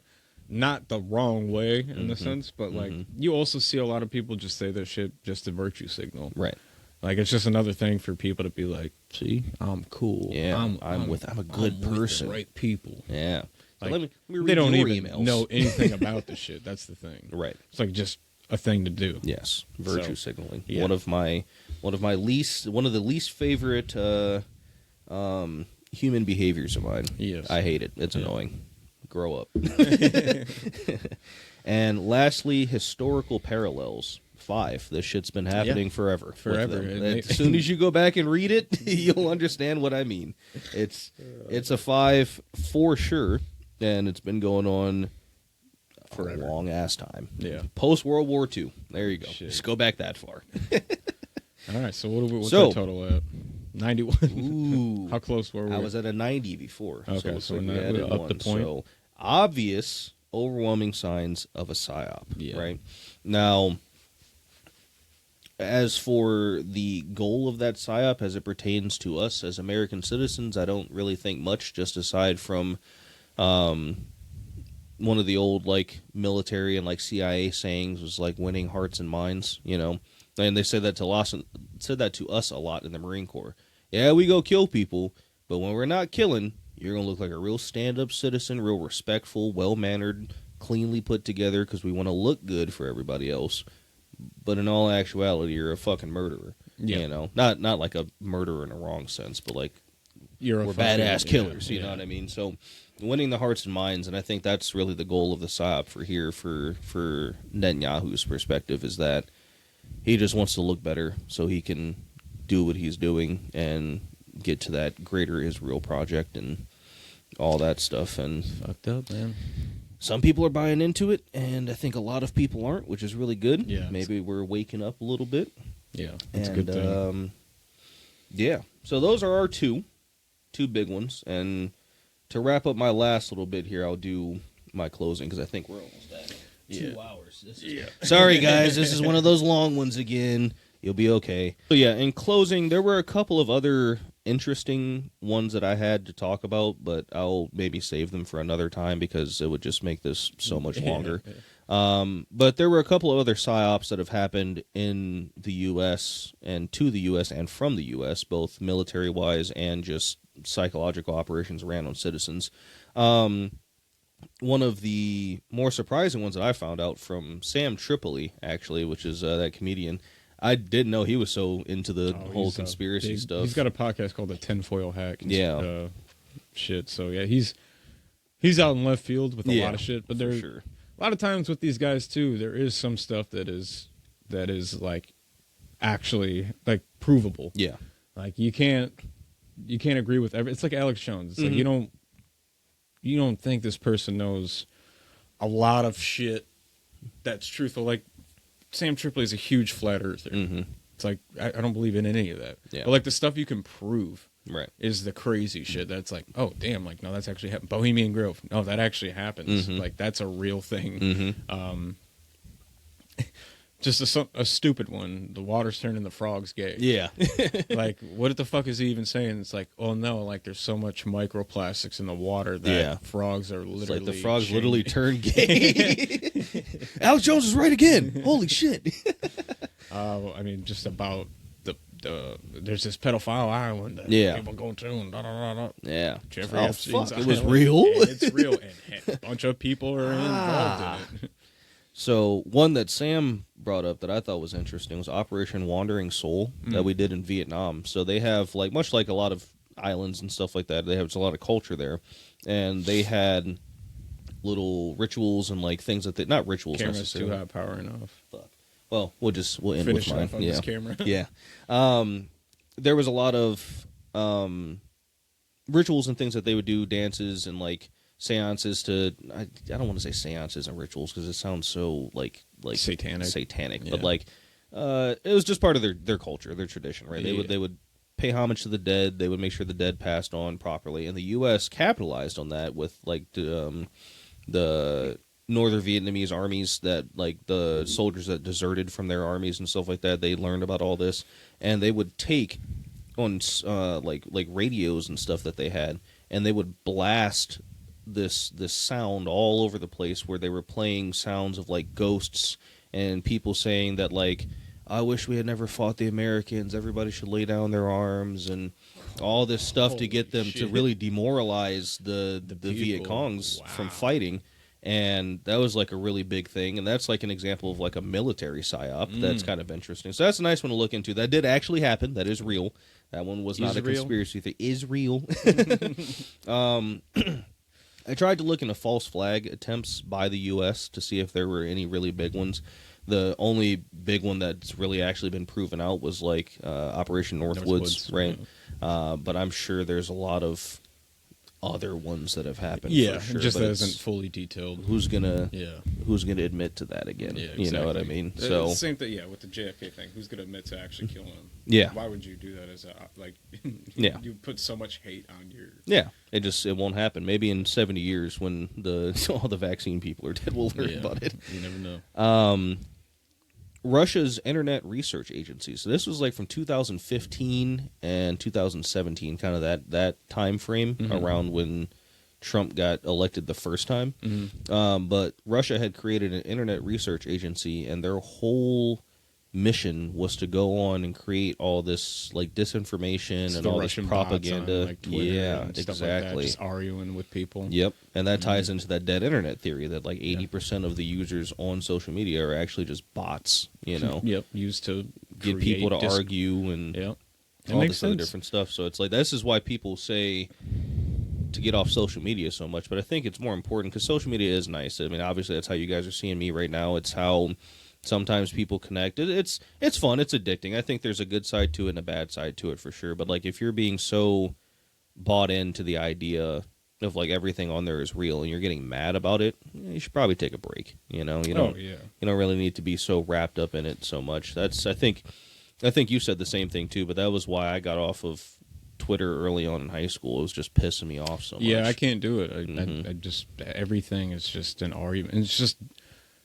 so many dumb takes from just people who have no fucking clue, and they're just saying this stuff to like stir outrage and like have just people in the comments going at each other's throats and just citing stuff that's not true. Yeah. And yeah, I just can't do it no more. Yeah. It's a nice outlet for like news to get shit like that, but Right.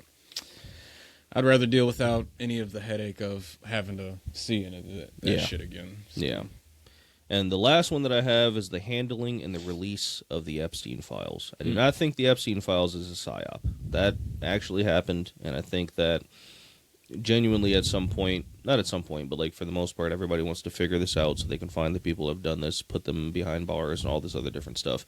I just think the handling, the release of it, the timing of it is the PsyOp. Yeah. Right? Like, they didn't release everything. Well, even to begin with, they said there's no files.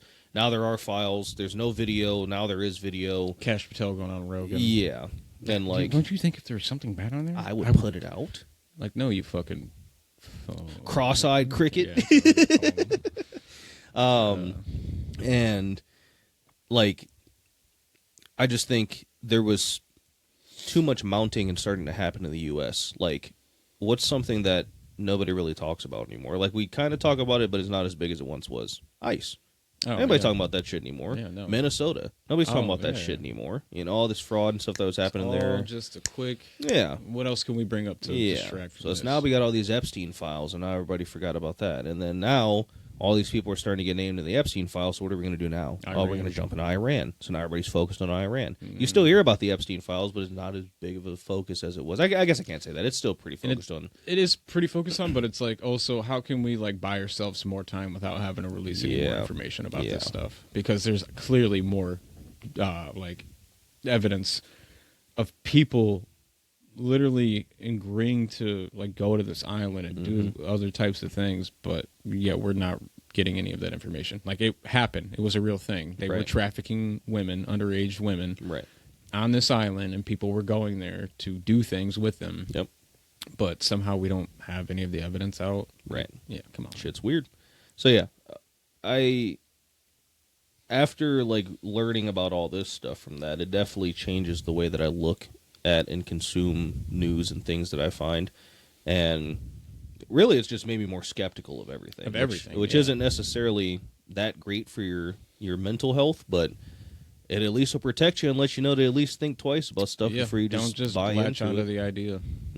Have some constructive thinking, and make the best of what you can out of it without being fully engulfed in having this particular idea. And know that, hey, this could be a PsyOp. This could be something they're just intentionally putting in front of my face to make me think this. Yeah. So I will put all this stuff, the studies that I've found from the COVID-19 one, I'll put up the sheet so you guys can look in all that. I'll link to some of Chase Hughes' things too, maybe, because it's pretty good to listen to about how to go through. They actually has a YouTube channel that's really nice. Real short videos, just kind of covers certain things, PsyOps, and there's a lot of stuff he does. Like, not even just the PsyOps stuff, but like being better at like, if you struggle with like outward confidence, or you struggle with like making friends and stuff like that, it teaches you tactics and ways to make yourself more enjoyable to be around. Just all types of stuff. It's real good information to have for sure. But yeah, if you guys disagree or agree with the way that we've numbered things and talked about them, go ahead and put it down in the comments. And especially if you disagree, I would like to hear the disagreements. Now, I don't mean go in the comments and start calling me a fucking idiot and all this stuff. I mean, if you got some constructive criticism, let me know, and maybe one of you might even be able to come in here and talk to me about it. Who knows? But yeah, drop that down below. Our GoPro died, so you're gonna just see. He'll hear me, but you won't see me. You'll hear Kyle, but we're wrapping up here, so I'm gonna let him lean in front of the camera and wave at you guys one last time.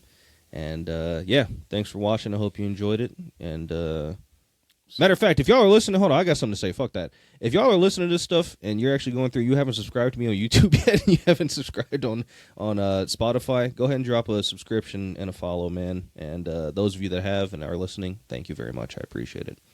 I'll catch you guys later. Thanks, fellas. See ya. And ladies.